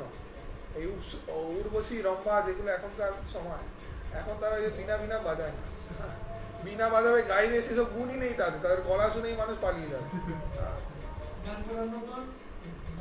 এখন এখন হয়ে গেছে হ্যাঁ, এখন মানে অন্য প্রয়াস করে, অন্যান্য কিছু করে, যার দ্বারা তারা আকর্ষিত করার প্রচেষ্টা করে। তো একদিন মঞ্জু ঘোষ কি করেছে, মেধাবীকে দেখে কি করেছে, একটি কাম বাণে পীড়িত করেছে। কাম বাণটা কি? কাম বাণ হচ্ছে একটা বাণ আছে যেটিকে কামদেব ধারণ করে রাখে, নিজের হাতে রাখে। 5টা বাণ আছে। তো এই বাণগুলো একটা নির্দিষ্ট টাইমে মারে, যখন মারে আমাদের ভিতরে লাগে আর আমরা পার হয়ে যাই, ওরে বাবা, যে এ আমার জন্য তৈরি এবং আমি এর জন্য তৈরি, এর বাইরে আমি আর জগতে কিছু বুঝি না, এইরকম হয়ে যায়।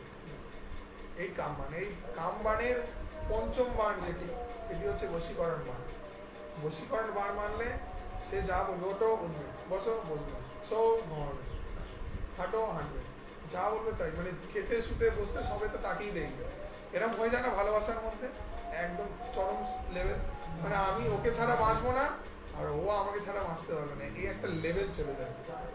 এটা হচ্ছে বশীকরণ, যার জন্য তন্ত্রবিদ্যার মধ্যে বশীকরণ বিদ্যা আছে। হ্যাঁ হ্যাঁ, বশীকরণ বিদ্যা আছে। যে ওই বলে না, হ্যাঁ হ্যাঁ বলে না যে আমি ওই প্রেমিকাকে চাই, ওকে ছাড়া বাঁচতে পারছি না, হ্যাঁ বাবা তুমি কিছু করে দাও, বাবা তখন বাবা বান করে দেয়, এমন বান মেরে দেয় আর ওই মেয়েটি তৈরি হয়ে যাবে। তো এইসব ওই বশীকরণ যেটা, এটা অ্যাকচুয়ালি রিয়েল আছে, কিন্তু এখন এগুলো ডুপ্লিকেট, এগুলো সব আজে বাজে জিনিস। অ্যাকচুয়াল যে বশীকরণ বান সেটা কামদেব মারতে পারে। কে? কামদেব।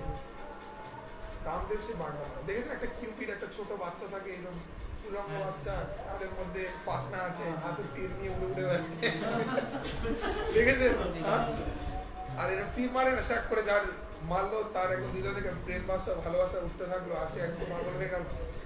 এটা বোঝানো হয় অ্যাকচুয়ালি, গ্রিকেও এই কনসেপ্টটা আছে, কিউপিড। আর আমাদের শাস্ত্রের মধ্যে তো এটা আগেই বর্ণনা করা আছে, কামদেব। কামদেব বাণ মারবে, একদম সিধে গিয়ে হৃদয় লাগবে, সে বসে পারবে। অনেকগুলো স্টেজ আছে। মোহিত হয়ে যাওয়া, মোহিত বাণ মারে, আপনি সে মোহিত হয়ে যাবে। ভস্মভূত করে দিয়েছিলেন, তিনি পরবর্তীতে প্রাপ্ত করেছিলেন। সে এসেছিলেন পরে কৃষ্ণের বংশে, কামদেব এসছে, সন্তান রূপে এসছে পরবর্তীতে, সেই কামদেবই আসে এবং তার স্ত্রী তার মাতার মতো হয়ে আসে। মানে তার স্ত্রীর কাছে সে আসে সন্তান রূপে একটি মাছের পেটে। তো মাছ যখন কাটে ভিতর থেকে একটি সন্তান বেরিয়ে আসে, সে ছিল কামদেব। সে যতদূর আমার মনে হয় নাম প্রদ্যুম্ন নাম ছিল, প্রদ্যুম্ন কৃষ্ণের সন্তান রূপে আসে পরবর্তীতে। শিব ঠাকুর কি চেঞ্জ হয়? না, শিব আলাদা স্তরে রয়েছে, শিবটা কোনো পদ না। শিব নিজের ইচ্ছা অনুসারে দেহকে ত্যাগ করে নতুন রূপকে ধারণ করেন, কিন্তু শিব থাকে। শিবের স্থানকে কেউ পরিবর্তন করতে পারে। শিবকে না দেবতা বলা হয়েছে, না পূর্ণরূপে ভগবান বলা হয়েছে। তিনি পূর্ণ ভগবান নয়, কিন্তু তিনি ভগবান। তিনি কিন্তু দেবতা নয়, কিন্তু তিনি দেবতাদেরকেও আশীর্বাদ কৃপা প্রদান করার জন্য দেবতাদের সহিত থাকেন। তিনি একটা আলাদাই ক্যাটাগরি, যে ক্যাটাগরির মধ্যে তিনি অন্যদের সাথে পড়েন। শিবের স্থান অনেক উচ্চ, মানে ভগবানের পরে যদি কাউকে দেখা হয় সেটি শিব, তারপর গিয়ে দেবতা। শিবজি মানে বৈষ্ণবের পর্যায়ে পড়ে। হ্যাঁ, শুদ্ধ বৈষ্ণব, বৈষ্ণবানাম যদাসন, শ্রেষ্ঠ শিব হচ্ছে বৈষ্ণব। মানে শাস্ত্রে বলা হয়েছে পবিত্র নদীদের মধ্যে হচ্ছে গঙ্গা, দেবতাদের মধ্যে হচ্ছে অচ্যুত এবং বৈষ্ণবদের মধ্যে শ্রেষ্ঠ হচ্ছে শিব। তো কি হয়, এই কামবাণকে মারলো। কামবাণকে মারার অনেক টেকনিক আছে। সেটি কি রকম, এই মঞ্জু ঘোষা নামে সে কি করলো, বীণা বাজানো শুরু করলো। বীণা শব্দ তরঙ্গ যাচ্ছে কানের মধ্যে, অনেক রকম অনেক টেকনিক আছে। যেরকম বিশ্বামিত্র ঋষিকে মোহিত করার প্রথম আসে মেনকা, সে অনেক নৃত্য করে। তো নৃত্য করে ঝুমুর শব্দ করে করে না, সে অনেক নৃত্য করে আকর্ষিত করার প্রয়াস করে, কিন্তু কিছু করতে পারেনি। ঠিক আছে, চলে যায়, ফেল। তৃতীয় যে আসে, সে ঋতু একের পর এক পরিবর্তন করতে থাকে, সুগন্ধিত করতে থাকে, অনেক রকমভাবে আকর্ষিত করা থাকে, ফেল হয়ে যায়। আর অন্তিমে উর্বশী আসে।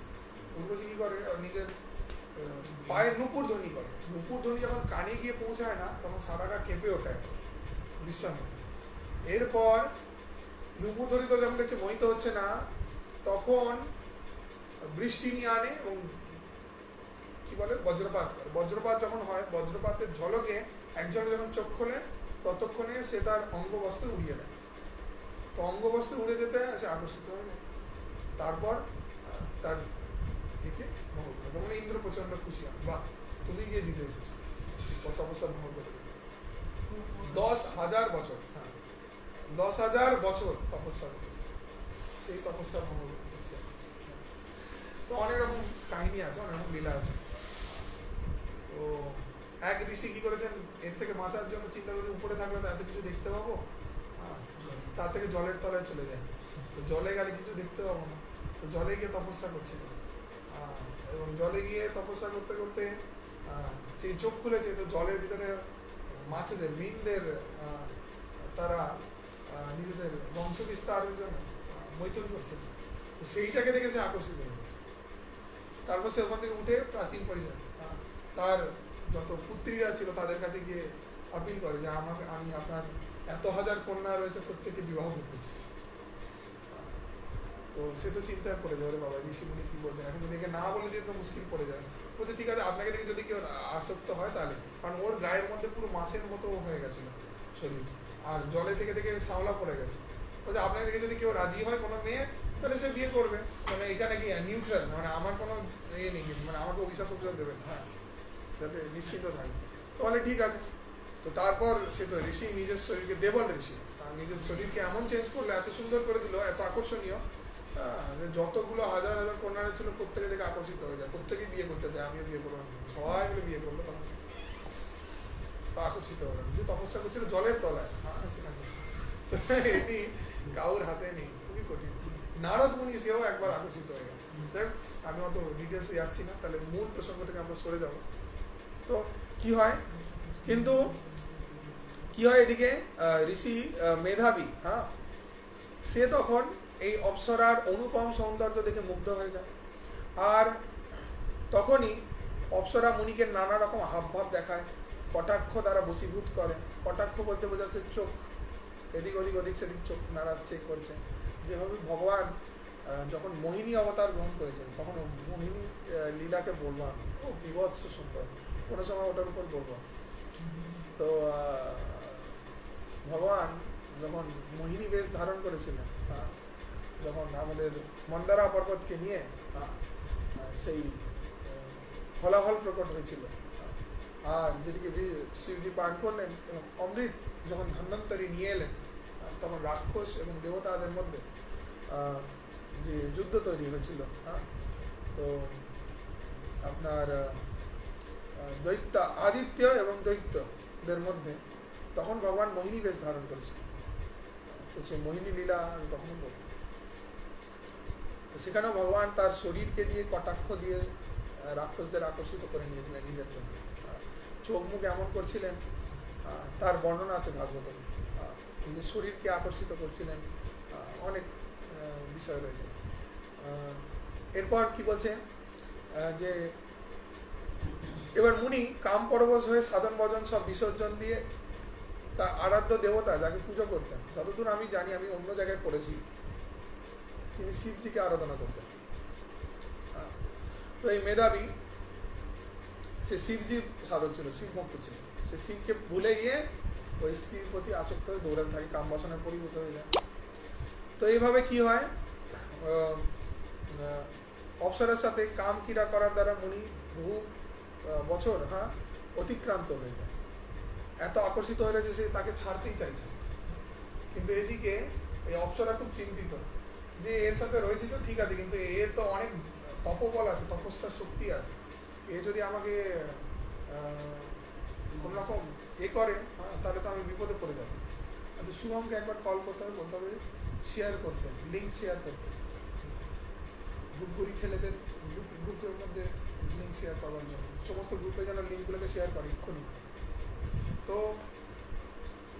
কি হবে তাহলে, এ যদি রেগে যায়, রেগে গিয়ে অভিশাপ দিলে আমার শেষ হয়ে যাবে, তার থেকে ভালো যেন এই জন্য রুষ্ট না, এই কথা চিন্তা করছে।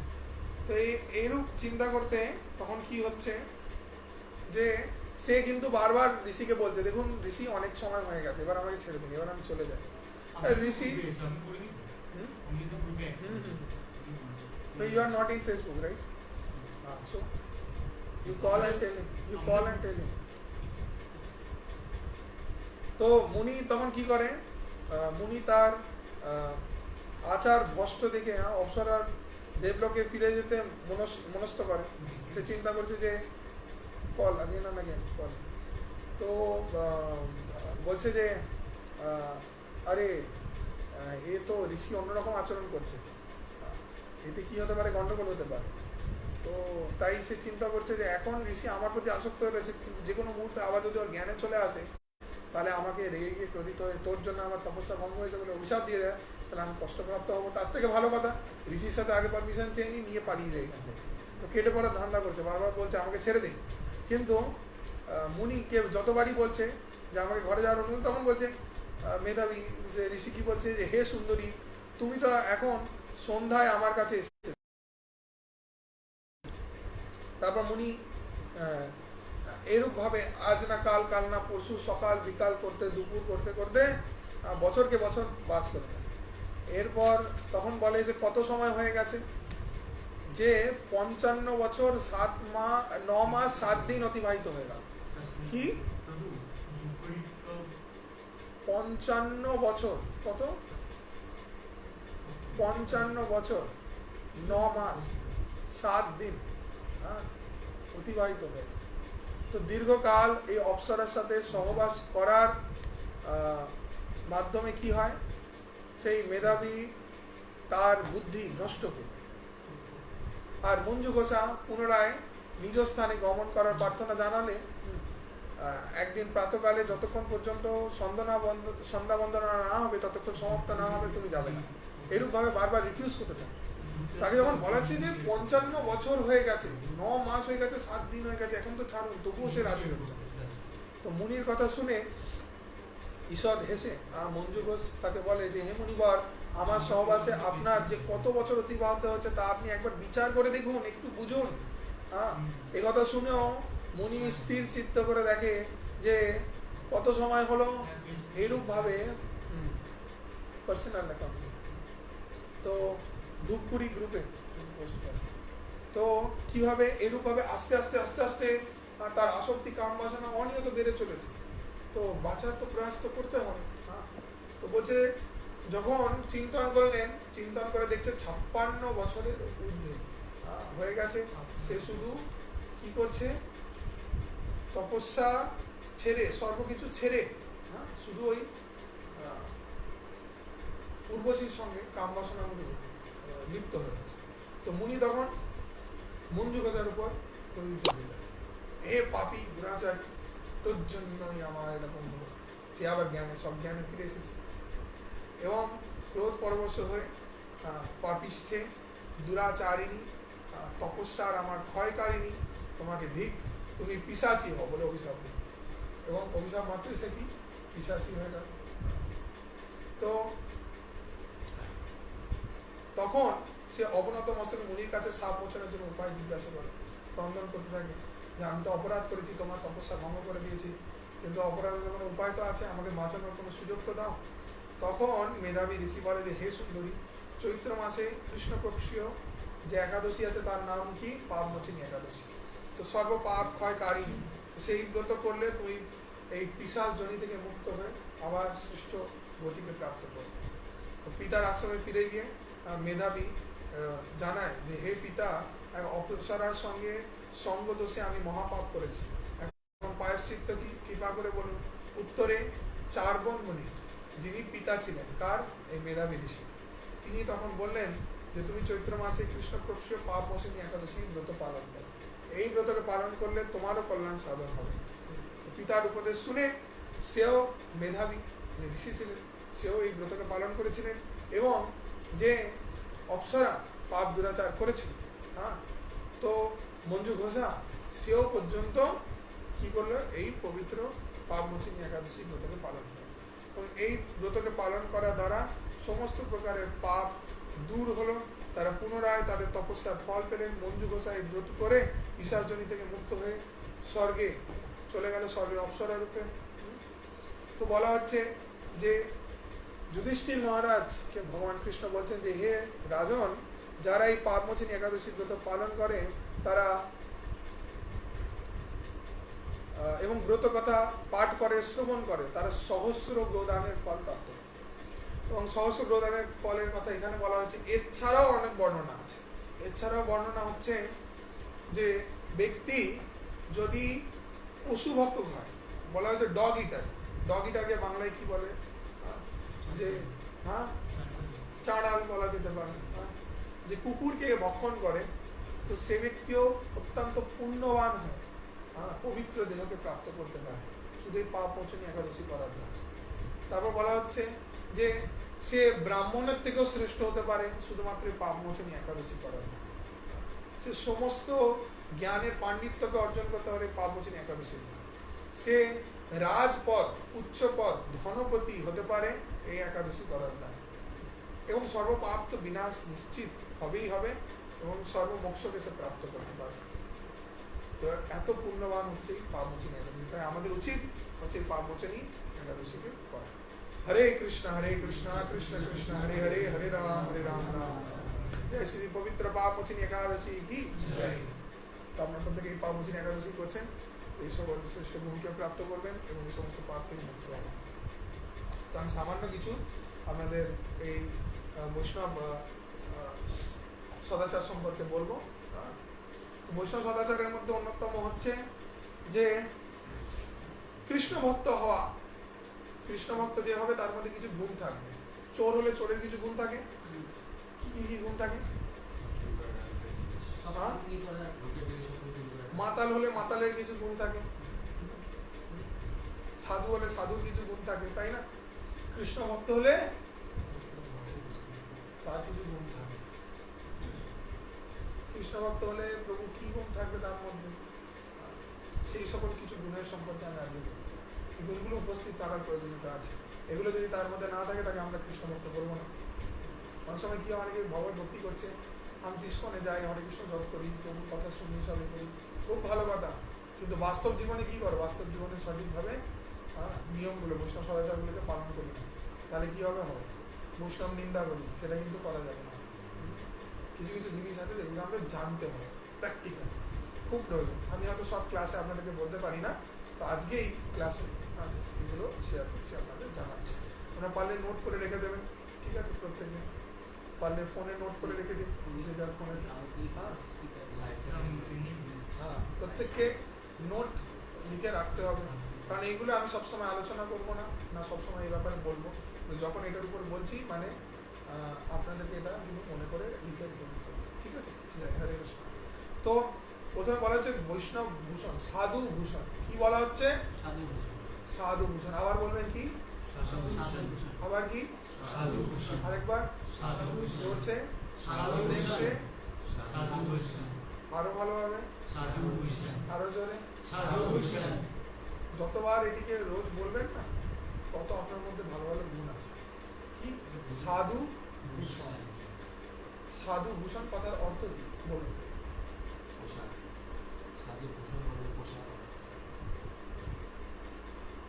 কি সাধু ভূষণ মানে? গুগলে সার্চ করতে হবে না, মেসেজ নোট করতে হবে। সাধু ভূষণ মানে কি? সাধু ভূষণ,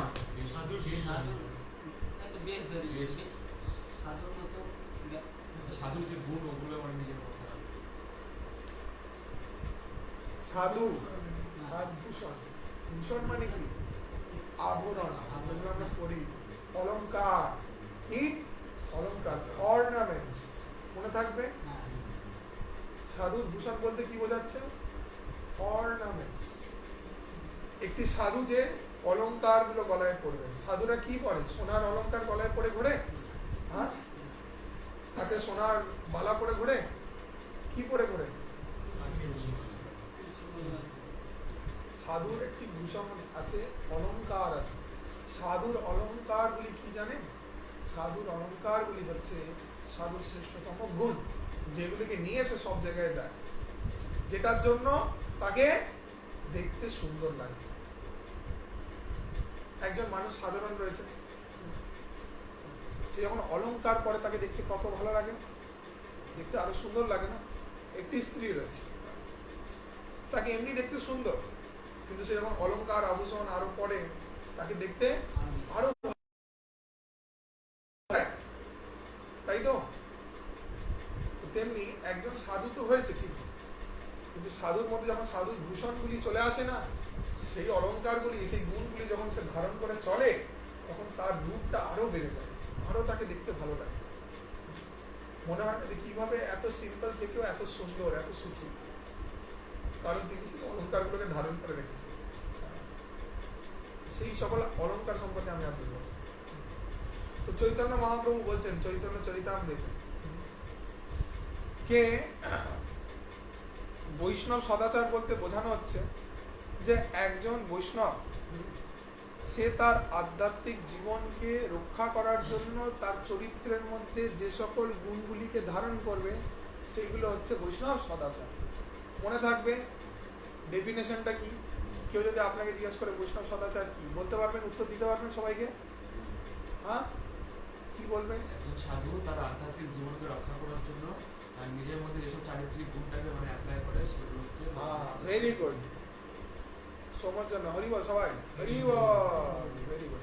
প্রত্যেকে মনে রাখতে হবে, হ্যাঁ, অত্যন্ত বুদ্ধি তীক্ষ্ণ করতে হবে, ঠিক আছে?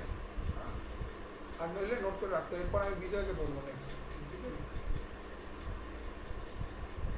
তো যে গুণগুলিকে ধারণ করে রাখবে নিজের আধ্যাত্মিক জীবনকে রক্ষা করার জন্য, প্রোটেক্ট করার জন্য।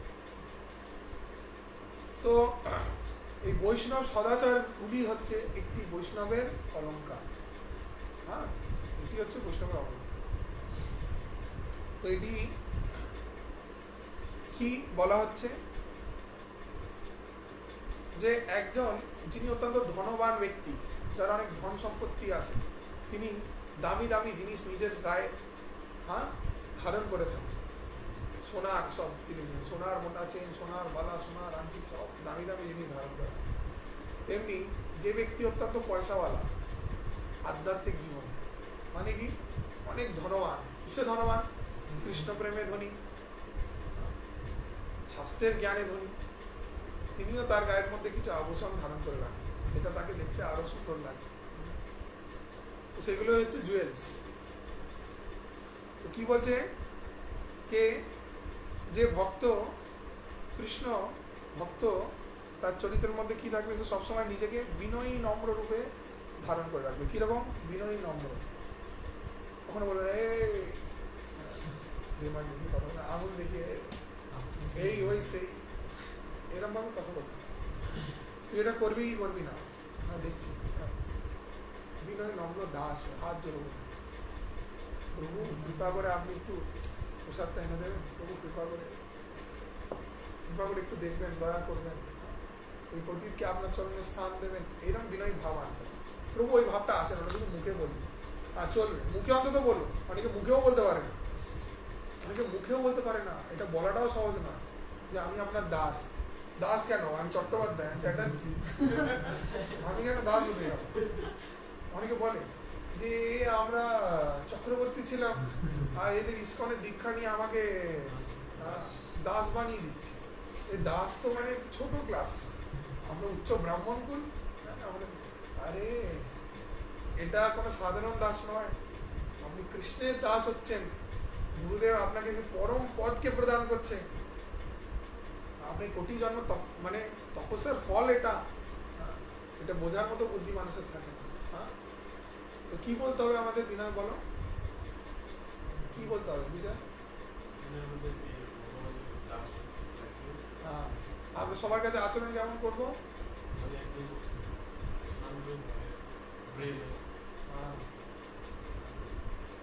বিনয়ী নম্র। কি বলবো? বিনয়ী নম্র হয়। আমি আপনার দাস বলবো। ফোন করে আগে কি বলবো? হ্যাঁ প্রভু বলুন, একদম হয়ে যাবে, একদম ঠিক আছে। হ্যাঁ, একটা ছেলেকে দেখি, সে ফোনে আগে ফোনটা ধরবে, আগে বলবে হরে, আগে সে হরে কৃষ্ণ বলবে, আগে বলবে হ্যালো, হ্যাঁ হরে কৃষ্ণ, আগে হ্যালো বলবে, তারপর হ্যাঁ হরে কৃষ্ণ। আরে আমি হ্যালোটাকে অ্যাভয়েড করার জন্যই হরে কৃষ্ণটা লাগিয়েছি, ঠিক আছে? তো আগে ফোন ধরে কি বলতে হবে? হরে কৃষ্ণ বলতে হবে। তারপর কি বলতে হবে? দণ্ডবত প্রণাম প্রভুজি। কি বলতে হবে? দণ্ডবত প্রণাম। সকলকে এই কথা বলতে হবে কিন্তু, শুধু এই নয় যে না প্রভুজিকেই দণ্ডবোধ প্রণাম বলবো, বাকিদের বলবো না। ওকে তো দেখছিলাম কালকে ওখানে বসে এগরোল খাচ্ছিল, ওকে আবার দণ্ডবোধ প্রণাম বলবো? মনের মধ্যে এরকম চিন্তা আনলে চলবে না। ঠিক আছে, দণ্ডবোধ প্রণাম সকলকে করতে হবে। ঠিক আছে, যে আউটার ওয়ার্ল্ডে মানে স্পিরিচুয়াল ওয়ার্ল্ডে না স্পিরিচুয়াল ভক্তদেরকে করবো, জাগতিক লোকদেরকে অত সকলকে ধন্যবাদ। ওরা তো তা ওরা মাথা ঘুরে যাবে, ও বাবা এ কি বলছে রে বাবা। ঠিক আছে, ওদের নয়, ভক্তদের বলতে হবে, ভক্তদের বলতে হবে। এবার ভক্তদের মধ্যে কি অনেকে নতুন ভক্ত আছে যারা হয়তো আমিষ আহার করছে, আস্তে আস্তে ভক্তিতে আসছে।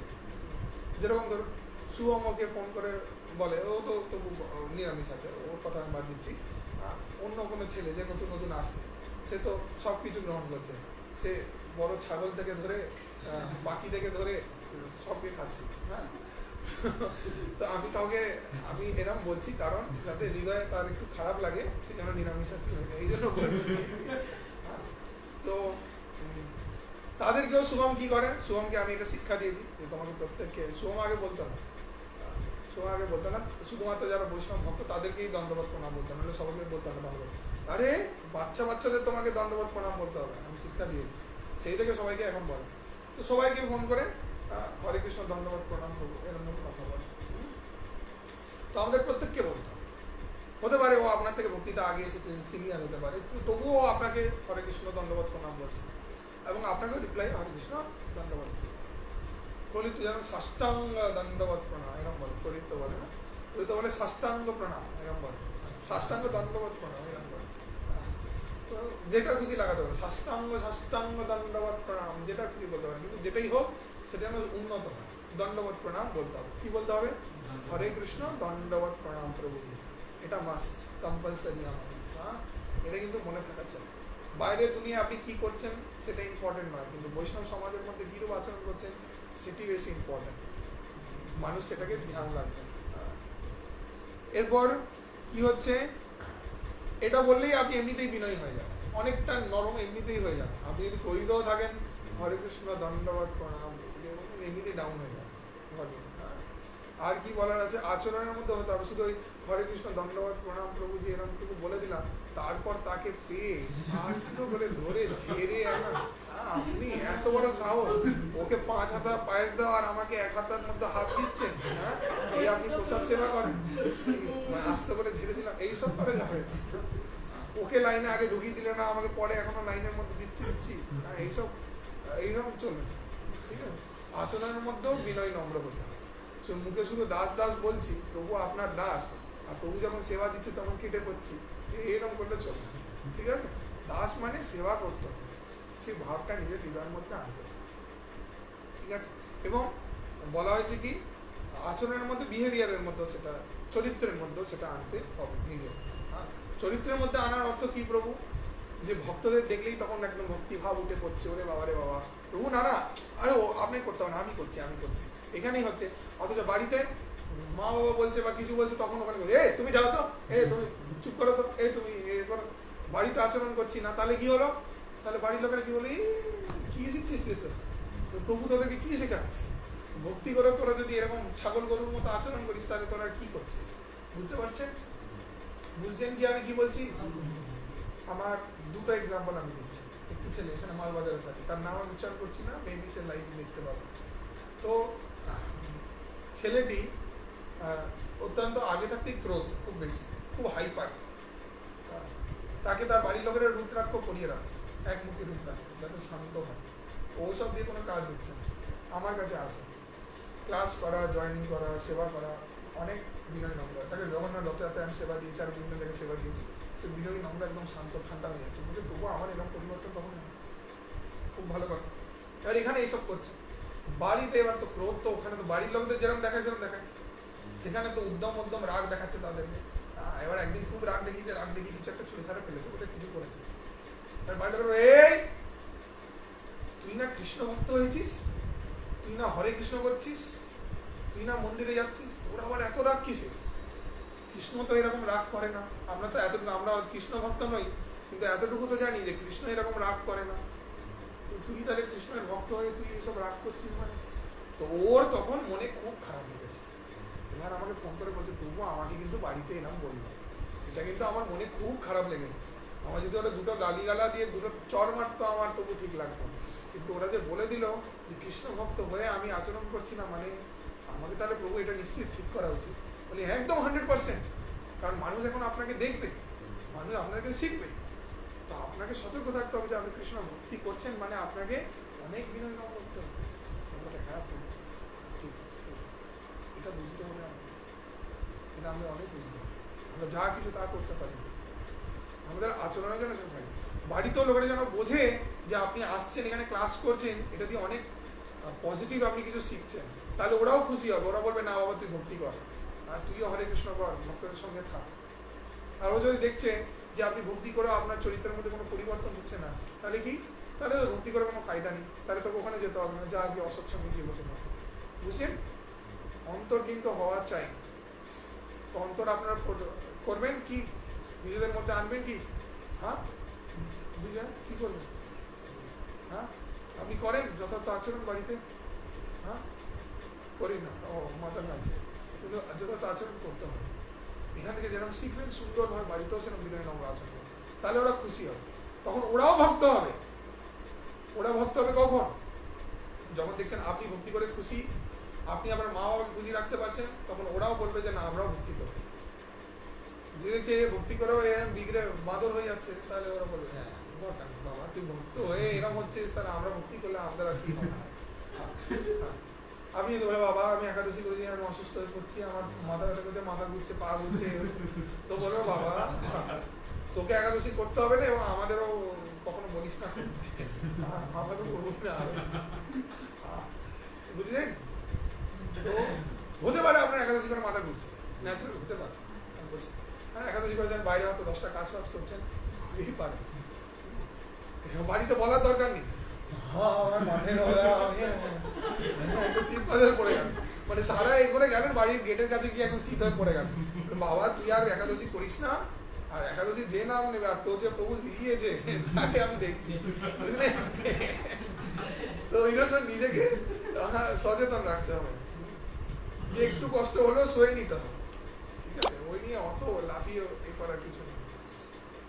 এরপর দেখুন, এরপর কি বলা হচ্ছে আমাদের আচরণের মধ্যে, to win to our vast majority, এবং তাদের সাথে যে আমাদের কথাবার্তা আলোচনা সেটাও আমাদের ঠিক করতে হবে।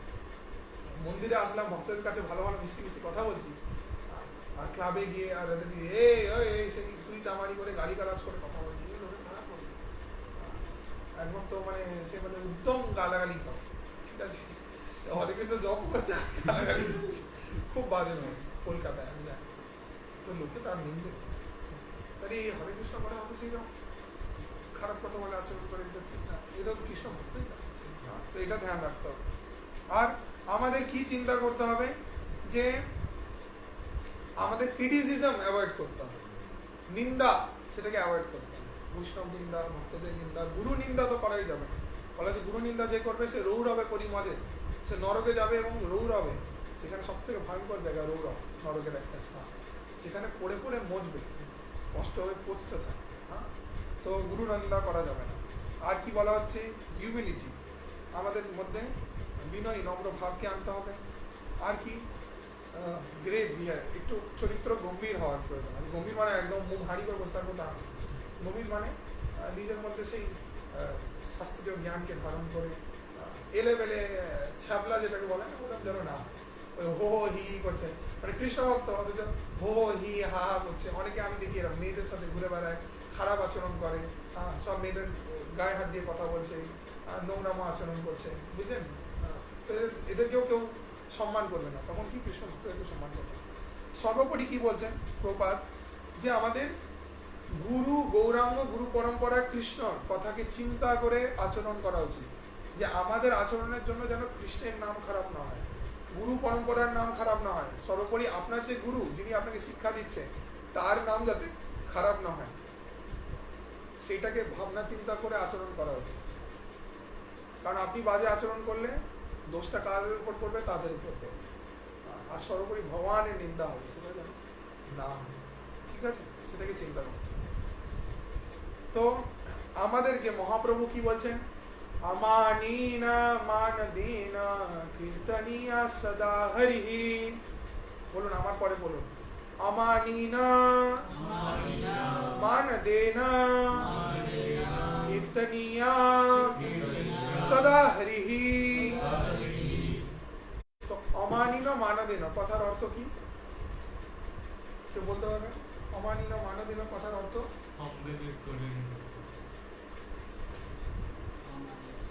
অমানিনো অমানি মানে কি অমানিনো মান দেনা মহাপ্রভু কি বলছে যে আমাদের মান সম্মান দেয় না তাকেও সম্মান করা তাকেও মান প্রদান করা এবং নিজে মানের প্রত্যাশা না করা কি আমায় কেউ রেসপেক্ট করবে কি আমায় কেউ কি বললাম বিজয় কাকে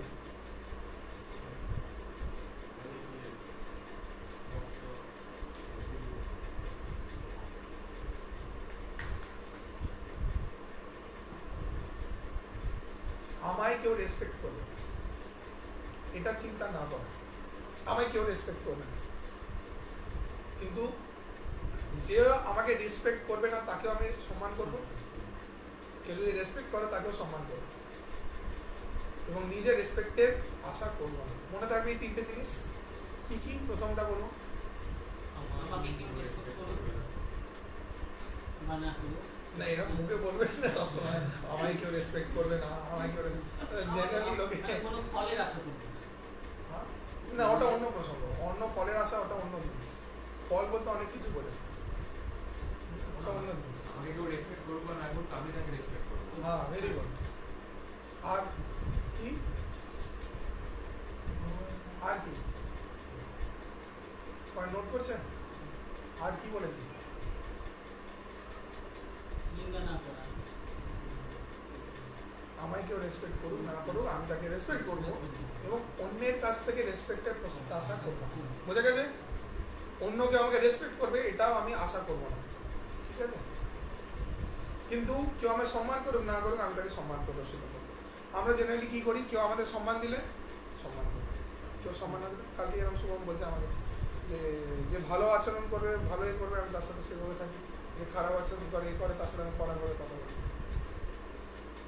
এটা ভক্তদের আচরণ করে এটা জাগতিক কার্য এইভাবে চলে জাগতিক দুনিয়া এইভাবে চলতে হবে আপনার কেউ কড়া রয়েছে আপনি তার কাছে নম্র হতে এসে আপনি পিঠে মেরে চলে যাবেন পিছিয়ে দিয়ে চলে যাবেন ওটা জাগতিক আচরণ করতে হবে ভক্তের সাথে কিরকম আচরণ করতে হবে কেউ কড়া হতে পারে আপনার উপরে কিন্তু আপনাকে কি হতে হবে আপনাকে বিনয় নম্র থাকতে হবে আপনি তার যে যত করেছে তার ডবল আমি করবো এরকম করে ও আমার হাতা দিয়ে মেরেছে আমি খুন্তি আর সোর তলোয়ার সব কিছু নিয়ে কড়া দিয়ে পিছিয়ে পিছিয়ে তাকে মারবো এরকম চিন্তা করে চলবে না আপনাকে আরো বিনয় নম্র থাকতে হবে তার সে বলেছে ঠিক আছে একসেপ্ট করবে একসেপ্ট করাটা কঠিন কিন্তু মেনে নিতে এটা হচ্ছে টিচিংস আমি কেন চিন্তা করবো আমাকে কেউ মান দেবে সম্মান দেবে আমি এমন কি করেছি কিন্তু অন্যকে সম্মান দেবো এটা আমাদের উচিত আমরা জেনারেলি কি করছি যে আমাদেরকে রেসপেক্ট দিচ্ছে বাবা বাবা খুব ভালো তাকেও আমরা খুব সম্মান দিচ্ছি আর যে রেসপেক্ট দিচ্ছে না তাকে পাত্তা দিচ্ছি না যে রেসপেক্ট দেবে না তাকেও সম্মান দিতে হবে ও প্রভু ওকে প্রচার করে লাভ নেই ওকে প্রচার করলে ও এমনিতে আমার সম্মান সবাইকে যে মান দেবে না তাকেও প্রচার করে বোঝা যাচ্ছে হ্যাঁ সবাইকে আমানি না মানা দেনা এবং নিজের মানের আশা না করা এর অর্থ হচ্ছে এটা কীর্তনিয়া সদা হরি এবং সদা হরির কীর্তন করতে হবে তবে আমরা যথার্থ আচরণ বুঝতে পারবো এবার বলছে যে এই গুণগুলো কিভাবে আমাদের মধ্যে আসবে কি ওগুলো পরে আগে এতটুকু লেভেলে আসুন ওই জিনিসগুলো কখন আসবে যখন অমানি না মানা দেনা কীর্তনিয়া সদা যখন আপনি মানের পর প্রত্যাশা করবেন না তখনই আপনি হাম্বেল হতে পারবেন তার আগে না হাম্বেল হব কি করে হব আপনি যদি মানের সম্মানের প্রত্যাশা করেন অন্যদের কাছ থেকে আপনি কখনো হাম্বেলই হতে পারবেন আপনি আগেই চিন্তা করবেন আমার সম্মান করবে তো আমি আগে কি ওকে বলতে যাবো হরে কৃষ্ণ আমার বলবে তো হরে কৃষ্ণ দেখলেন কেউ বলতেই না হরে কৃষ্ণ চলে হরে কৃষ্ণ এত বড় আসপর্দা এরপরে বলবোই না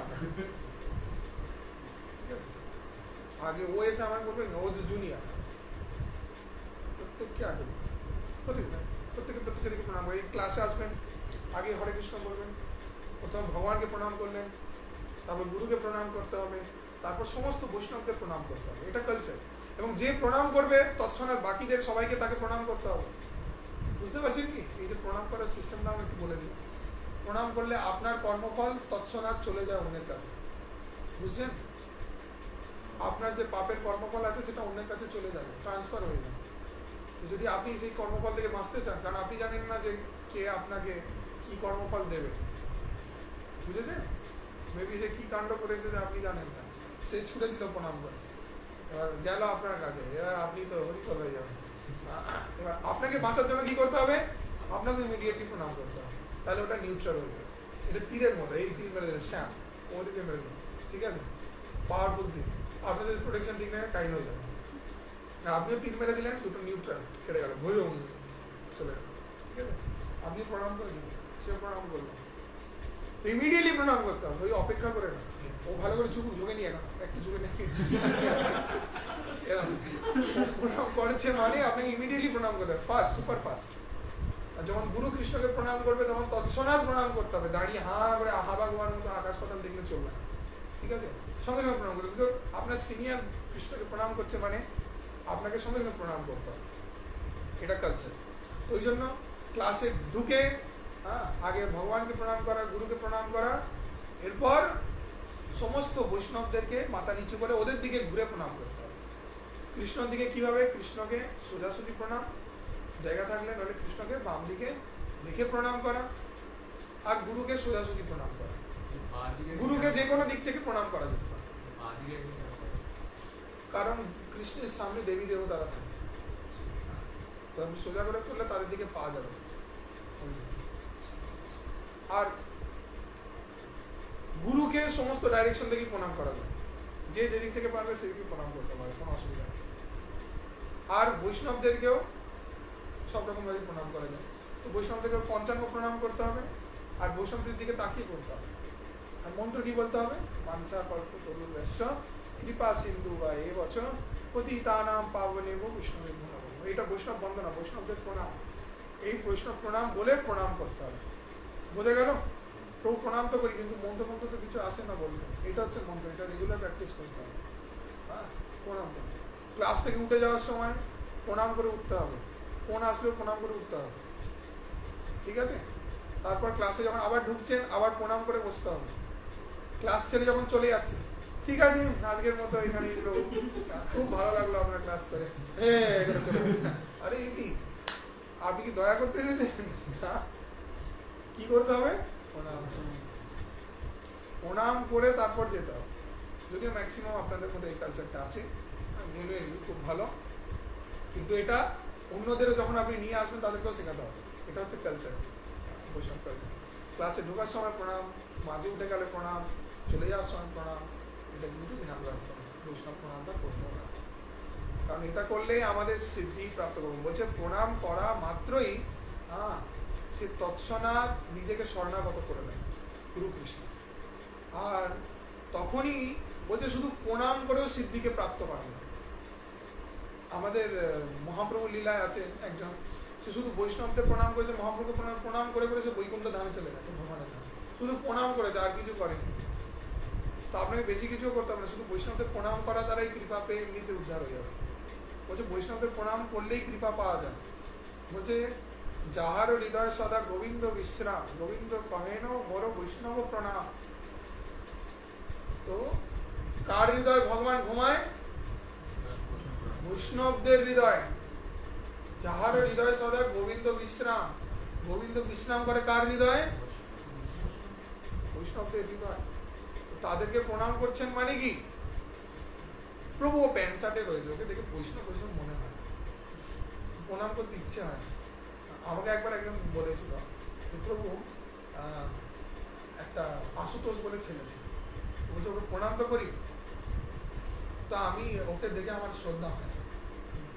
ও খুব নোংরা, ভালো করে স্নান করে না, আর প্যান্ট শার্ট পরে থাকে, আর ছেলেটা খুব দাড়ি ফাড়ি রাখ, আর মাইকেল মধুসূদনের মতো বড় ঝুঁকি রাখ।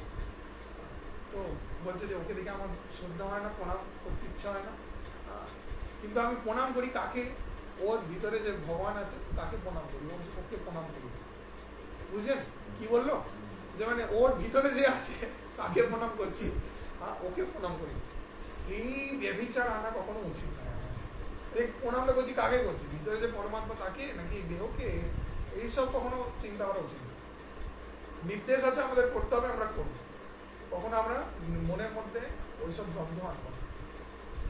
যে কোনো ভক্তের সাথে ঝগড়া হতেই পারে, ঝামেলা হতে পারে। আমাদের মধ্যে একটা আছে, বৈষ্ণব গুণ মহিমা গাওয়া হয় জন্মদিনের দিন।